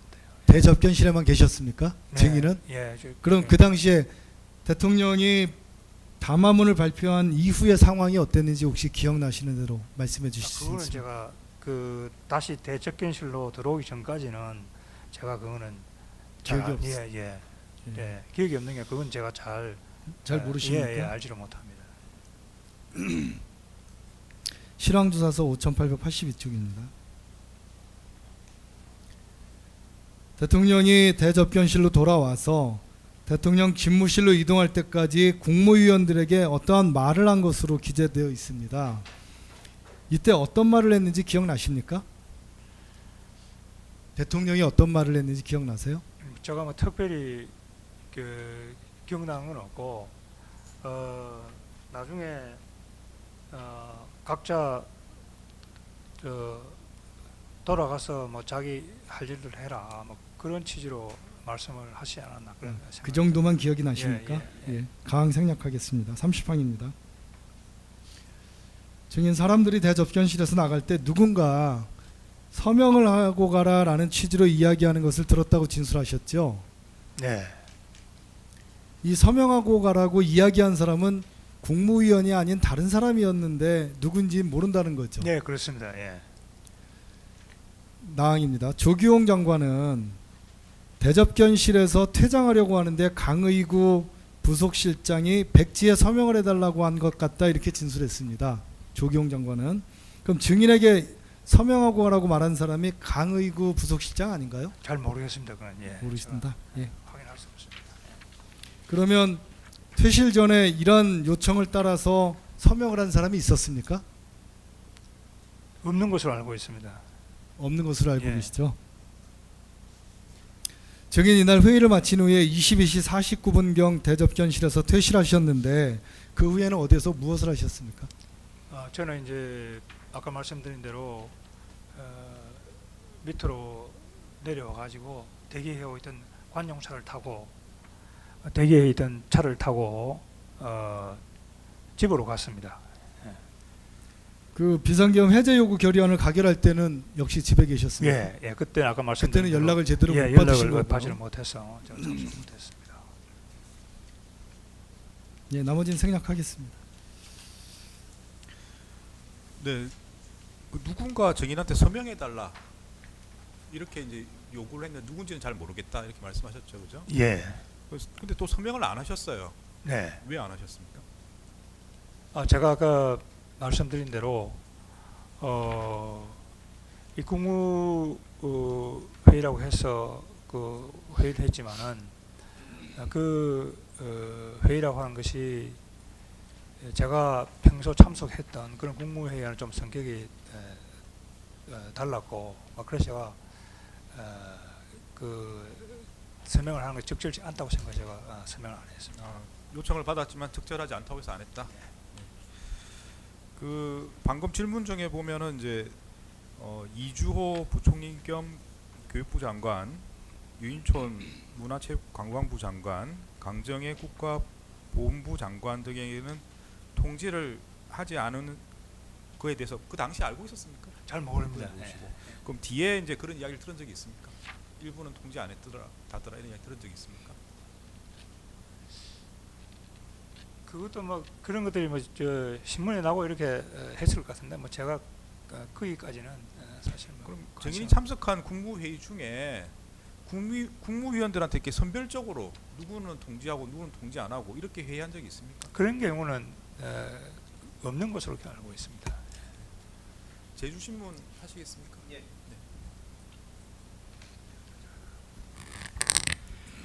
그 제주신문 하겠습니다. 증인 그 반대 신문 하실 때 아까 반대 신문에 대해 답변하실 때 그 대통령 집무실에 가서 처음 대통령에게 그 계엄을 해야 할 것 같다라는 말씀을 들었다고 하셨잖아요. 예. 오늘 그렇게 바꾸셨잖아요. 예. 그 전에는 수사기관에서는 그 처음에 와서 대접견실에서 피고인으로부터 들었다 이렇게 말씀하셨다가 그 다음에 뭐 말씀이 다른 사람들이 조태열 장관 이외에 다른 사람들이 문건을 받는지 어쩐지는 전혀 기억이 안 난다 말씀하시면서 대통령으로부터 계엄 관련 얘기를 듣는 순간 너무 놀래서 기억이 안 난다 이런 취지의 말씀을 하셨어요. 예. 맞습니까? 예. 그 제가 생각해봐도 그 당시에 증인이 12월 3일 저녁 8시부터 그 당시에 그 계엄 끝날 때까지 가장 중요한 단어는 비상계엄이란 말입니다. 예. 그럼 그 말을 처음에 들었을 때는 아주 놀라운 사실이에요. 그거는 아무리 증인이 몸이 아파도 잊을 수가 없는, 상식적으로 봤을 때. 그런데 그걸 수사기관에서는 수회에 걸쳐 답변할 때는 피고인으로부터 처음 들었다 말씀을 하시고, 다시 최근에 와서 천천히 생각해 보니 오늘 이 자리에서 말씀하시기에는 집무실에서 대통령으로부터 들었다.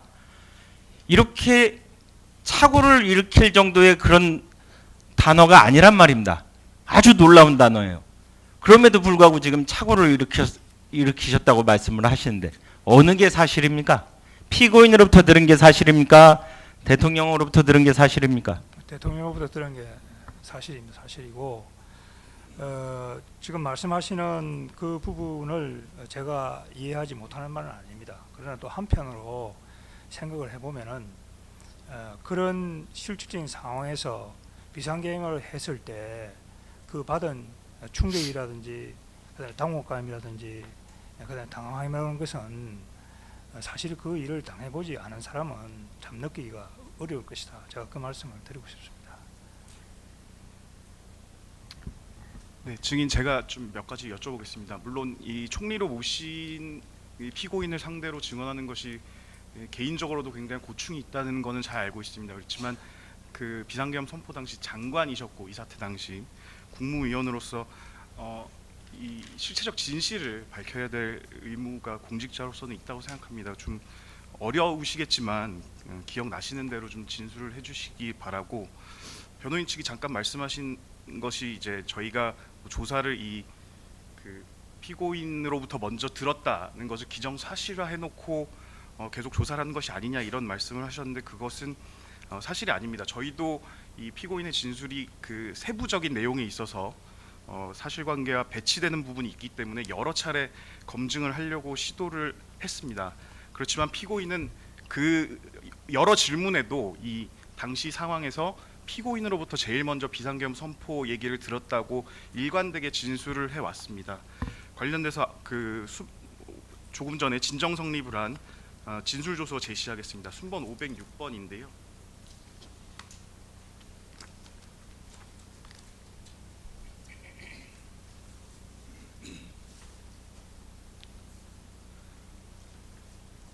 그 첫 번째 질문을 보면 이제 처음에 그 증인이 피고인으로부터 대통령께서 계엄을 선포하려는 것 같다라고 말했다고 진술한 것이 맞냐고 물어봤을 때 그렇다고 말을 했습니다.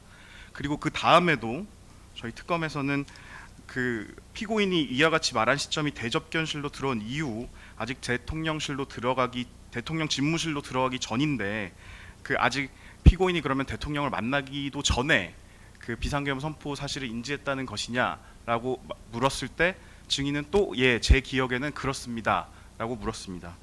그리고 그 다음 질문에도 이제 대통령실 대접견실 CCTV를 보면 조금 기억이 불일치하는 장면이 있어서 이런 상황을 설명하고 다시 그 질문을 했을 때도 같은 질문을 답변을 했습니다. 다음 페이지도 마찬가지입니다.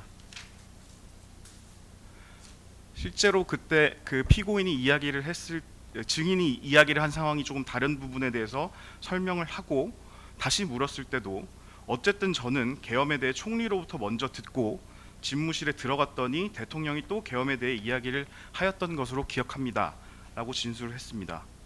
그리고 그 다음 질문에서도 대통령이 없을 때 총리로부터 먼저 계엄에 관한 말을 들은 것이라는 취지인가요? 라는 질문에도 예, 그렇습니다 라고 답변을 했습니다. 그리고 이어서 그 피고인은 이날 대통령 집무실에 들어가기 전까지는 계엄에 대해 알지 못했다고 진술하는데 어떤가요? 라고 다시 물었는데도 증인, 저는 집무실에서 먼저 총리님께 들었던 것으로 기억합니다. 라고 답변했습니다. 그 다음 페이지도 마찬가지입니다.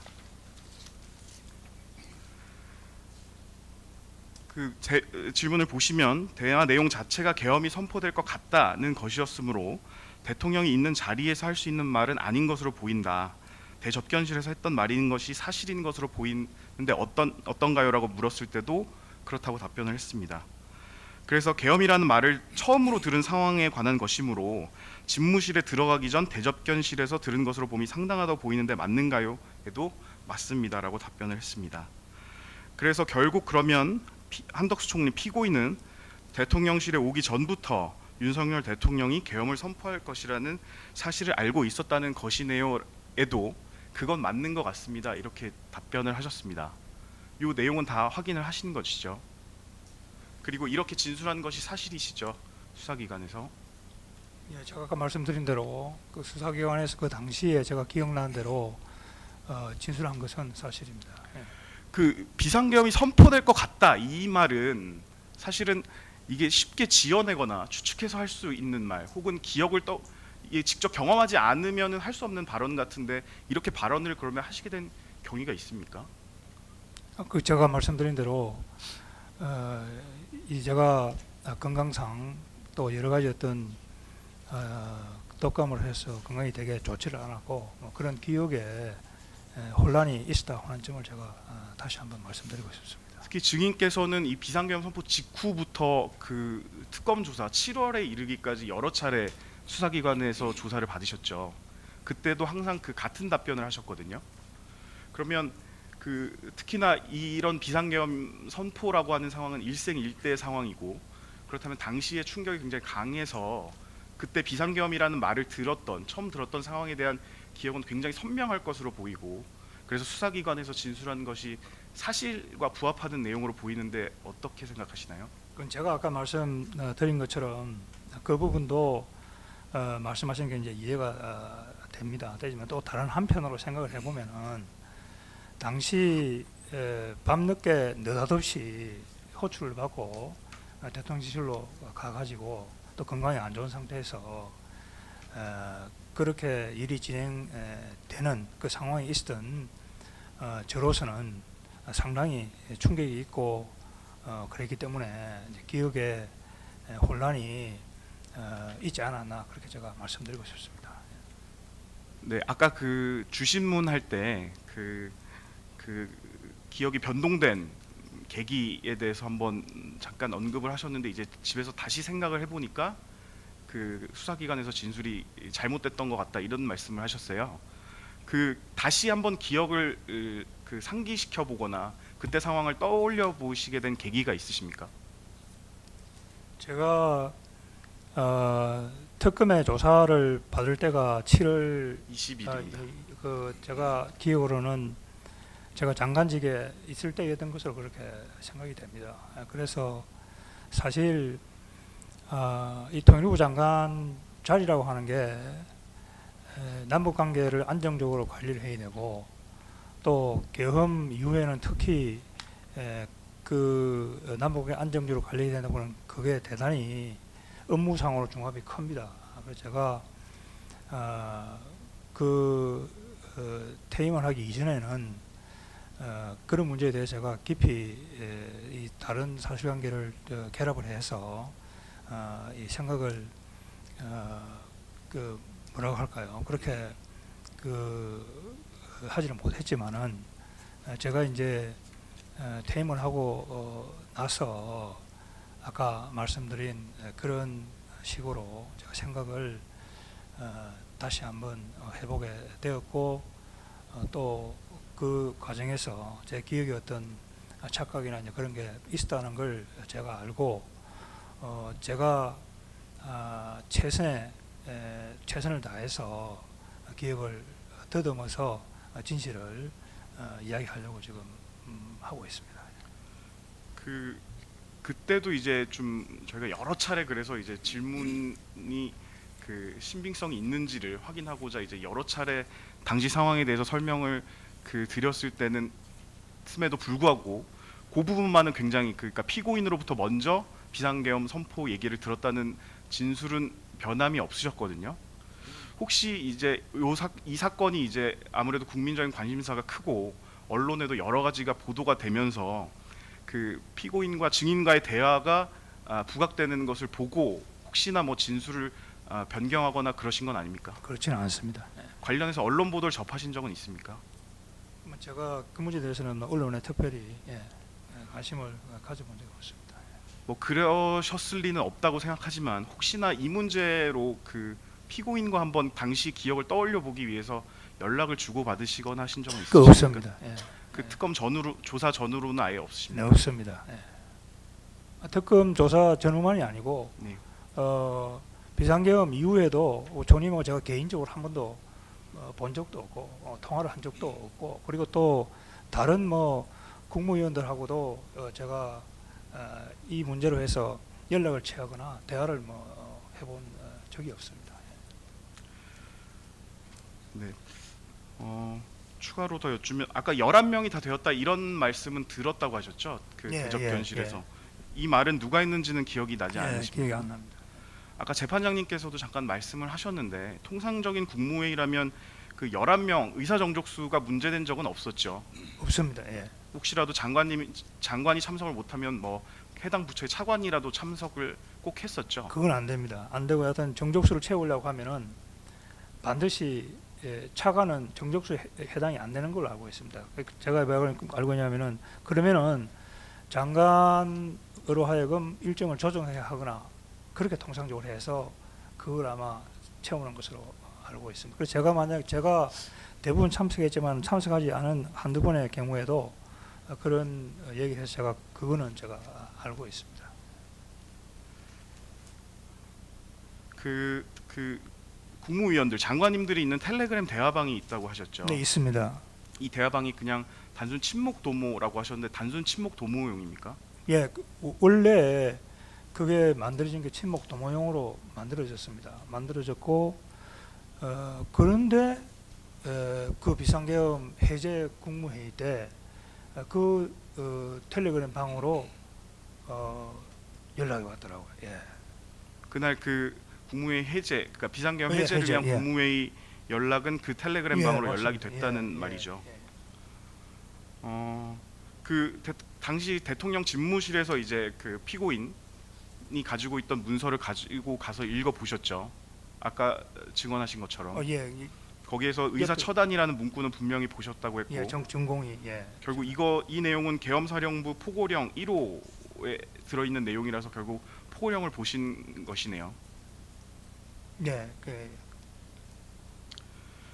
그 아까 대통령 집무실 상황과 관련해서 이제 반대 신문에서 이제 계엄이 선포되면 대외 신인도가 하락하여 문제가 발생할 수 있다라고 피고인이 이야기를 했다고 하는데 이것은 기억이 분명하신가요?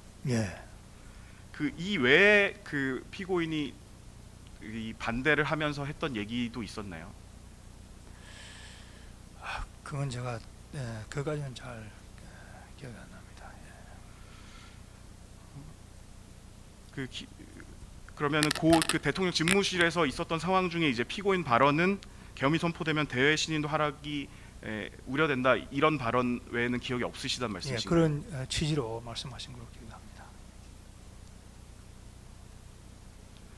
그리고 그러면 그 조태열 장관으로부터 재외 공간 관련한 지시사항 문건 받았다는 발언은 그 집무실에서 나와서 들었던 것인가요? 아니요.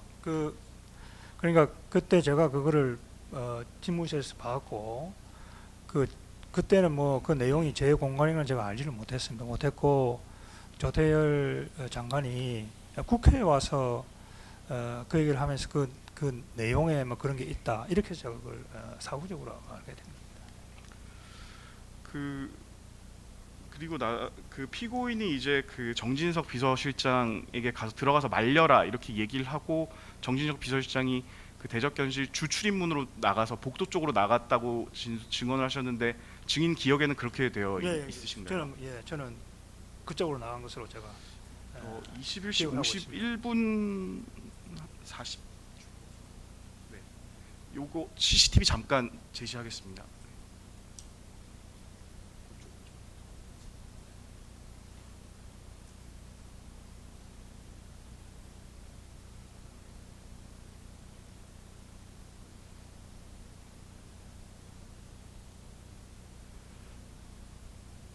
네, 지금 보시면 그 윤석열 대통령이 전진석 비서실장한테 들어오라 이렇게 손짓을 해서 그냥 따라 들어가고 있는 모습으로 보이거든요.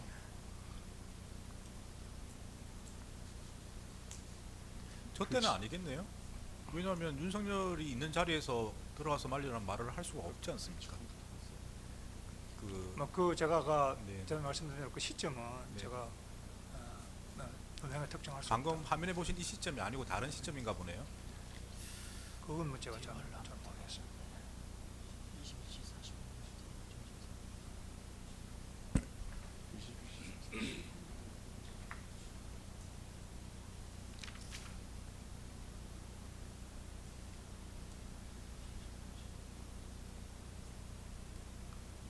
네, 재주시면 다시 건가요? 네. 하나 더 묻겠습니다. 그 최상목 장관에게도 피고인이 가서 말려봐라 이렇게 얘기를 했다고 증언을 하셨는데 네, 그건 제가 그거는 기억나는- 어떻게 이 어떤 방식으로 얘기를 하시던가요? 뭐 귓속말로 하든가요? 아니면 다 들리게 얘기를 하든가요? 아니면 어떤 상황에서 그렇게 얘기를 그거는 제가 하여튼 총리님이 그런 피고인이 그런 얘기를 한 그 소리는 제가 분명히 들었던 것 같고 그 정황은 제가 정확하게 잘 모르겠습니다.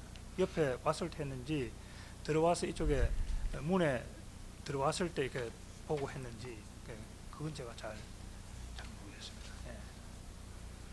그 CCTV 상으로는 그런 모습은 확인이 안 돼서 그렇습니다. 그러는데 어떻게 들었는지 그거는 분명히 기억을 지금 하신다는 건가요? 아니요, 그러니까 그러니까 제가 그 피고인이 그 얘기를 한 건 제가 그 기억이 납니다. 예.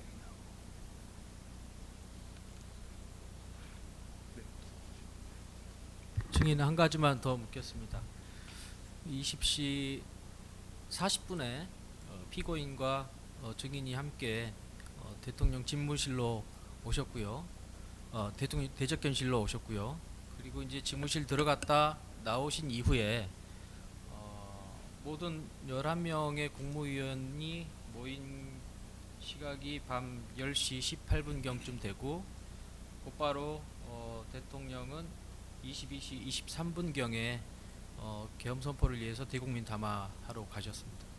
한 1시간 40분 정도의 시간이 그 사이에 있거든요. 꼭 국무위원이 11명이 모이지 않더라도요. 그 사이에 피고인이 그 이제 대통령이 집무실에만 있었던 게 아니고 중간중간에 대접견실로 왔다가 다시 들어가고 왔다가 들어가고 이럴 때가 있는데 그럴 때 혹시 피고인이 대통령께 직접 계엄에 대해서 반대 의사를 표시하거나 여러 가지 우려를 표시하거나 그런 적이 있었습니까? 그런 기억은 없습니다. 예. 한 가지만 묻겠습니다. 그 시점을 좀 앞으로 가서 기억해 보십시오. 증인 그 12월 3일 날 2024년 12월 3일 날 그 대통령으로부터 대통령실로 오라는 그 부름을 받기 전에 당일날 6시 저녁 6시 30분경부터 저녁 8시경까지 서울 강남구 논현동에 있는 고깃집에서 평소 알고 지내던 성신여대 미대 교수님이랑 만찬을 한 사실 있죠? 둘이서. 당시에 그 저녁과 함께 술도 한잔 하셨다고. 근데 저는 술을 안 마셨습니다. 그 몸도 안 좋다고 하셨던 분이 개인적인 식사 자리를 이렇게 길게 하고 계셨나요? 제가 식사를 길게 했다고 생각하지 않습니다. 식사만 바로 나왔고 그리고 제가 왜 몸이 안 좋은 상태로 그렇게 됐냐면은 여러 분 같은 그 뵙자고 이렇게 했는데 제가 하도 여러 번 거절하기가 어려워서 그때 마지 못해서 나가서 그 자리가 마련됐다 이렇게 말씀드리겠습니다. 추가 질문 좀 하겠습니다.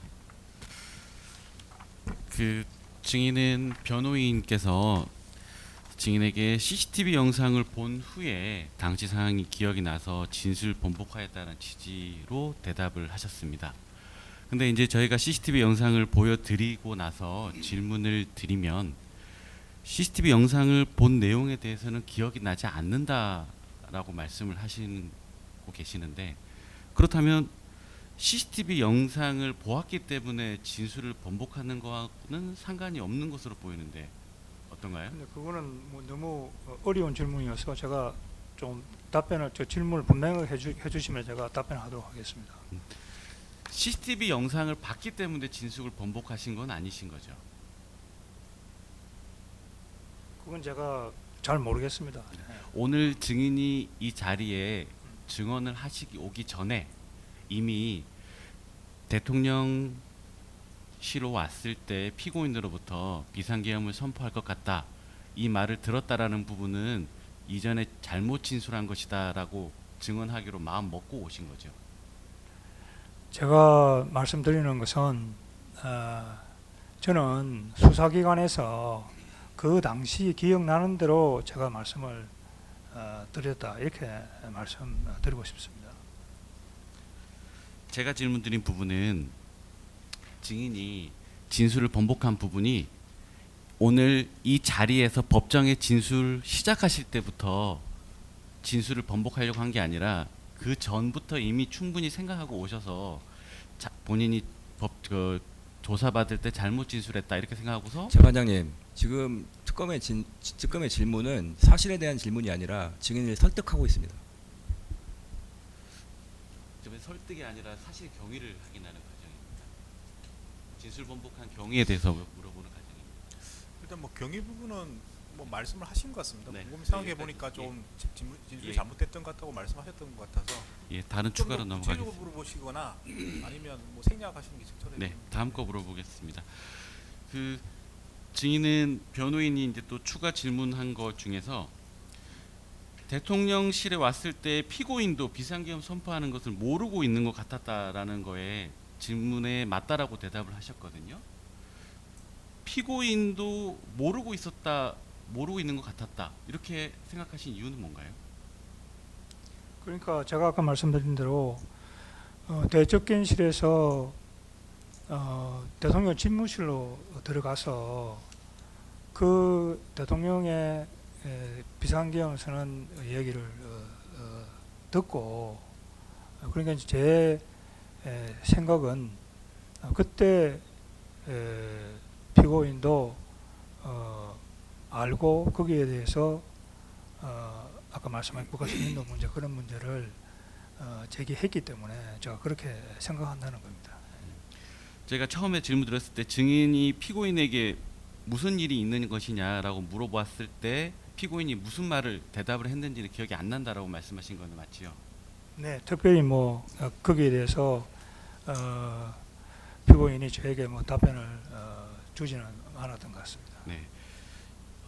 변호인이 또 질문하고 이제 증인 대답한 것 중에서 피고인이 초기에는 대통령을 만류한 것 같았다라고 이제 말씀을 하셨어요. 오늘 증언하실 때 이때 초기는 언제까지를 말씀하시는 건가요? 그러니까 제가 그걸 아까 말씀드린 대로 그 대접견실에서의 분위기가 어느 시점에서인가 국무회의를 해야 되겠다라고 하는 방향으로 이게 그 분위기가 바뀌는 걸 제가 그때 느꼈고, 그리고 그런 것들이 진행이 그 전에 피고인은 이건 뭐 어디까지나 제 생각이지만은 처음에는 그러한 이 계엄을 말려야 되겠다, 이런 방향으로 생각을 하시지 않았나, 좀 그렇게 생각을 합니다. 그렇다면 그 국무회의로 전환한다는 증인이 느낀 그 순간 이후부터는 피고인이 특별히 만류한다라는 그런 느낌을 증인은 받지 못했다라는 건가요? 이제 그거는 아까 제가 말씀드린 대로 국무회의가 이제 진행이 되기 때문에 이제 그거는 이제 그 국무회의에서 이제 그 문제가 좀 심의되고 논의돼야 되는데, 그게 실질적으로 국무회의가 굉장히 짧았고 이제 그런 것들을 이야기할 수 있는 기회가 없었던 것을 저는 이제 기억하고 있습니다. 네, 다 하셨습니까? 신문 사항은 아니고 아까 그 실황 조사서가 아마 초기 거를 근거로 제시가 돼서 하나 오기가 있는 것 같은데요. 그 반대 신문 18면에 보면 그 나에 그 입실한 사람 중에 방기성 국무조정실장이 나옵니다. 근데 이 상황에서는 방기성 국무조정실장은 이 상황에서는 없었습니다. 아마 그 실황조사서가 이제 초기 버전이어서 조금 오류가 있습니다. 특별히 중요한 건 아니고 그때 있었던 그런 문제가 아니고 지금 증거 관계를 변호인들께서 정확하게 파악할 수 있는 상황이 돼야 되는데 이게 왜 그럼 자료가 다르다는 입장입니까? 그 실황조사서가 그 수정된 버전이 아마 들어가 있고 요때 요 사람만 이제 방기성 국무조정실장은 아니라는 점을 바로 잡는 부분입니다. 변호인들께서 뭔가 이렇게 검토하실 때 문제가 없어야 되는 상황이라서 제가 말씀을 드린 거라. 그러면 수정되기 전 거랑 수정된 후가 다 수사 기록이 다 있습니까? 예, 다 들어 있습니다. 아 그럼 예. 둘 다 확인하실 수 있는 그리고 저희 그 부분도 지금 저희 검사가 얘기한 부분은 보다 이제 정확성을 기하기 위해서 말씀드린 거고, 거기에도 가로치고 뭐 아시겠지만 그 대통령실 직원으로 추정됨 이렇게 써 있습니다. 그렇기 때문에 그 부분은 이제 강의구 국무조정실장이라고 여기서 단정한 게 아니라 대통령실 직원으로 추정된다고 이렇게 가로로 써놨기 때문에 그 다음에 이제 버전에서는 저희가 또 정정해가지고 다시 또 편철을 해놨습니다. 지금 뭐 제가 말씀드리고 싶은 거는 뭐 관련 서류들을 변호인들께서 다 충분히 검토할 수 있는 상황이 돼야 되기 때문에 그걸 말씀을 드린 거고, 수정된 자료도 수사 기록이 있고 예. 변호인들이 다 일란 복사한 상황이면은 크게는 문제는 안 될 거라고 생각합니다. 다만 그 부분은 이제 주의해서 검토하셔야 될 것 같고요. 그러니까 그런 부분은 아니라는 거네요. 예, 아님. 기록은 다 넘어간 상태라는 입장이네요. 네, 또 뭐 더 하실 게 있습니까? 네, 없으시면 없습니다. 예, 제주 한 가지만 제반대시면 한 가지만 네. 확인하겠습니다. 증인, 아까 증인 말씀하셨는데요. 이 사건 법정에 나오시기 전에 저희 변호인단하고 연락하거나 만나신 적 있으십니까? 네, 없습니다. 저희 증인 신문사항을 보내드리거나 상의한 적 있으세요? 없습니다. 피고인을 통해서는 혹시, 저희는 모르니까 피고인과는 저희가 증인 신문사항을 협의했는데 피고인 통해서 증인 신문사항 받으시거나 아니면 신문사항에 대해서 협의한 적 있으세요? 없습니다. 그러면 아까 검사님들께서 계속 말씀하시는데 증인께서 초기에 받았던 진술에서는 피고인으로부터 대통령이 비상계엄을 선포하려는 것 같다라는 말을 들으셨다고 여러 번 말씀하셨는데 지금 법정에 나와서는 그게 아니라고 번복을 하셨지 않습니까? 네. 그 번복하게 된 경위는 증인의 생각을 정리해서 그렇다는 건데 그 정리하시게 된 시점이 오늘 법정 나오기 이전입니까? 아니면 훨씬 그 이전부터 본인이 이미 그렇게 생각을 정리하신 거예요?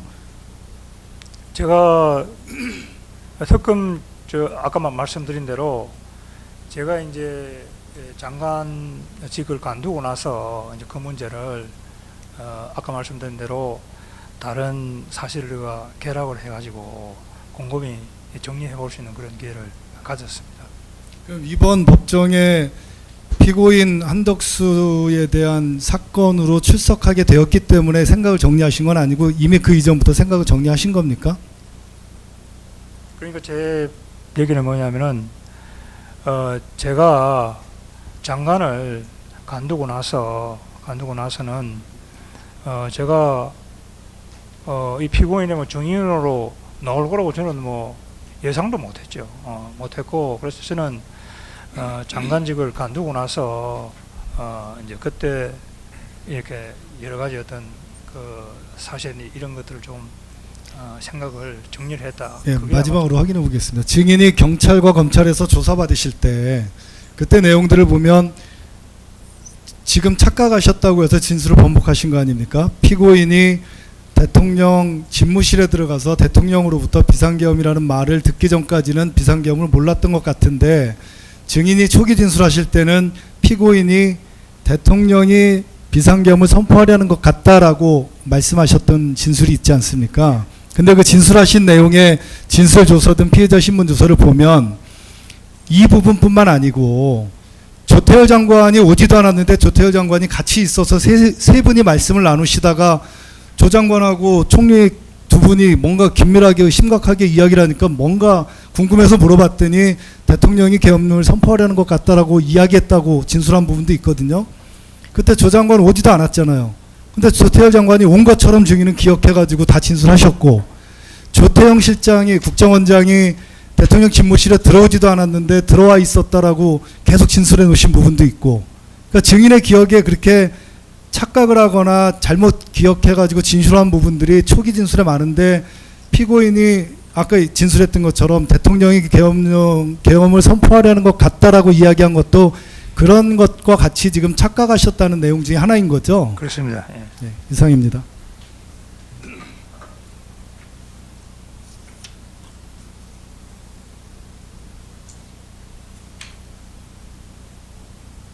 한 두 가지만 좀 확인하겠습니다.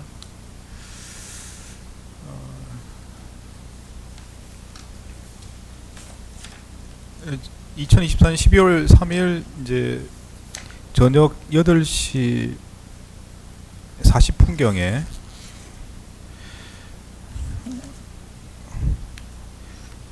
지금 대적견실에 이제 도착을 하셨는데요. 그러다가 이제 피고인과 같이 이제 집무실로 들어왔습니다. 그 안에는 이제 다른 사람들이 먼저 와 있는 상태였고요. 집무실 안에는.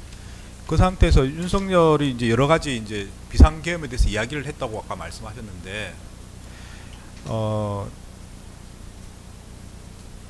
뒤에 있었던 짧은 뭐 정족수를 채운 국무회의 같은 그 회의 때는 그냥 의견을 안 듣고 여러 가지 이야기를 하고 그냥 끝냈다고 말씀하셨는데, 그 집무실 안에서는 어떤 상황이었습니까? 집무실 안에서는 어떤 이야기를 하면서 어떤 분위기에서 이야기가 됐습니까? 그때 분위기는 이 대통령의 그 비상계엄에 대한 생각이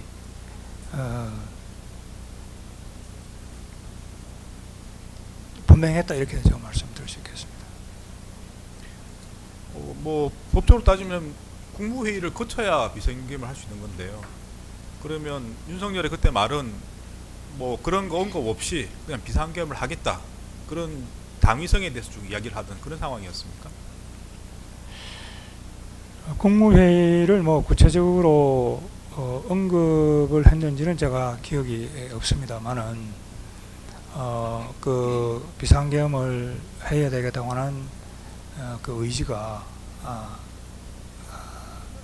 있었다, 뭐 그렇게 제가 말씀드리겠습니다. 그러면 그때 집무실에 있던 사람들한테 의견을 물어봤습니까? 아니면 본인의 생각을 쭉 말하는 상황이었습니까? 아니면 집무실에 있는 국무총리나 뭐 국무위원들의 의견을 물어보는 그런 상황이었습니까? 제가 아까 말씀드린 대로 계엄 그 담화문에 나오는 그런 이야기를 주로 하신 것으로 그렇게 생각이 됩니다. 예. 본인 생각을 이야기하는 상황이었습니까? 예, 그렇습니다. 근데 그 집무실 안에서 피고인이 여러 가지 뭐 우려에 대해서 말을 했다, 이렇게 말씀하셨잖아요, 그죠? 그걸 증인 생각에는 반대하는 입장이라고 말씀하셨고요. 그러면 어느 시점에 그런 이야기를 할 상황이 됐습니까? 왜냐하면 지금 말씀하신 게 집무실 안에서의 분위기는 주로 윤석열이 계엄을 하겠다는 식으로 자기 의견을 말하는 상황이었다고 좀 말씀하셨는데, 어느 시점에 피고인이 그런 우려의 표명을 할 수 있는 상황이 됐습니까? 그 이제 처음에 그 계엄 담화 관련된 그 내용을 쭉 이야기를 하다가 이제 비상계엄을 한다, 이제 이렇게 하고 난 다음에 그때 아마 피고인이 자기 자신의 입장을 개진한 것으로 저는 그렇게 기억하고 있습니다. 그 집무실에 있던 사람들한테 의견을 물어보는 그런 상황은 아니었다고 말씀하시지 않았습니까? 그게 꼭 그 장관장님이 의견을 꼭 뭐 물어봐서 얘기를 하는 경우 하는 때도 있지만은 그 상황은 이제 그렇게 물어보지 않았다고 않는 상황에서도 막 그런 얘기가 이루어졌던 것으로 저는 기억하고 있습니다. 네, 알겠습니다. 자, 아까 화면에서 보신 것처럼 집무실에서 이제 쭉 나왔습니다. 그래서 증인이 기억 못한다고 하지만 이제 손에 이렇게 문건을 들고 있는 사람들도 여러 명 있고요. 이렇게 나와서 이제 대접견실에서 이제 앉는 장면이 나왔죠. 그러면 집무실에 있다가 이제 대접견실로 나왔는데 그러면 대지역균실에서 기다리라는 말을 듣고 지금 기다리고 있는 겁니까? 아니면 왜 돌아가지 않고 왜 대지역균실에 다 이렇게 모여 있는 겁니까? 무슨 이유, 무슨 말을 했으니까 대지역균실 가지 않고 지금 기다리고 있는 거 아닙니까? 그건 제가 좀 답변 드리기가 어려운 것 같습니다. 뭐 기억이 안 납니까? 지금 접견실에서 여러 가지 이야기가 있었다는 거잖아요. 주로 이제 비상계엄을 해야 된다는 이야기 있고, 뭐 피고인이 우려를 표하고 이런 일이 있었고, 이제 그런 그 후에 이제 여러 장관들이 문건을 들고 이제 대전 예. 집무실에서 나온 건 알겠는데 왜 어딜 가지 않고 왜 대회의실에 지금 모여 있습니까? 그러니까 나와서 이제 제 같은 경우에는 다른 분은 제가 잘 모르겠고 제 같은 경우에는 비상계엄을 한다고 했으니까 이게 다음에 어떤 그게 있을 것인지 뭐 이런 걸 좀 대기한다고 할까요? 기다린다고 하면 뭐 그런 상황이 아니었나 생각합니다. 그러니까 구체적으로 뭐 대회의실에 뭐 대기하고 있으라든지 이런 이야기를 들은지는 잘 모르겠고. 예, 그건 잘 모르겠습니다.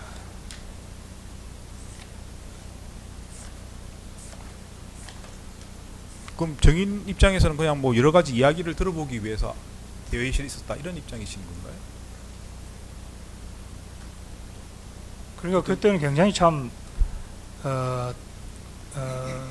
당혹스러운 그런 상황이었다 이렇게 말씀을 드려야 되겠습니다. 그러니까 뭐 당황스러운 상황인데 그 다음 절차가 어떻게 되는지 뭐 서로 물어본다든지 뭐 서로 토론한다든지 그런 게 있을 수도 있고요. 뭐 아니면 뭐 기다리고 있으라고 누가 말을 해서 기다릴 수도 있는 거고. 예, 근데 그런 것보다도 거기서 뭐 그러니까 그것이 어떤 거기에 대해서 어떤 뭐 걱정하는 뭐 그런 분위기였던 것으로 생각합니다.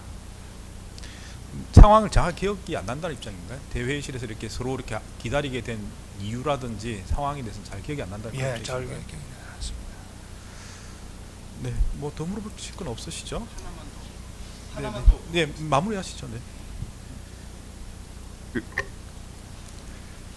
그 증인 처음 조사 이 사건 이후 처음 조사 받으신 것이 12월 14일이거든요. 12월 3일날 그 비상계엄 선포가 있었고, 그리고 사람의 기억이라고 하는 거는 보통 이제 그 기억 직후가 좀 분명하고 갈수록 희미해지는 거 아니겠습니까? 그러면 12월 14일날 조사 받을 때는 분명히 그 피고인으로부터 먼저 비상계엄 선포를 들었다 이렇게 진술을 했고, 그 진술은 그 기억은 2025년 7월까지 이어졌습니다. 그러면 그 기억이 더 정확하다고 할 수 있는 거 아닐까요? 근데 그거는 제가 좀 답변하기가 어려운 것 같습니다. 네, 이상.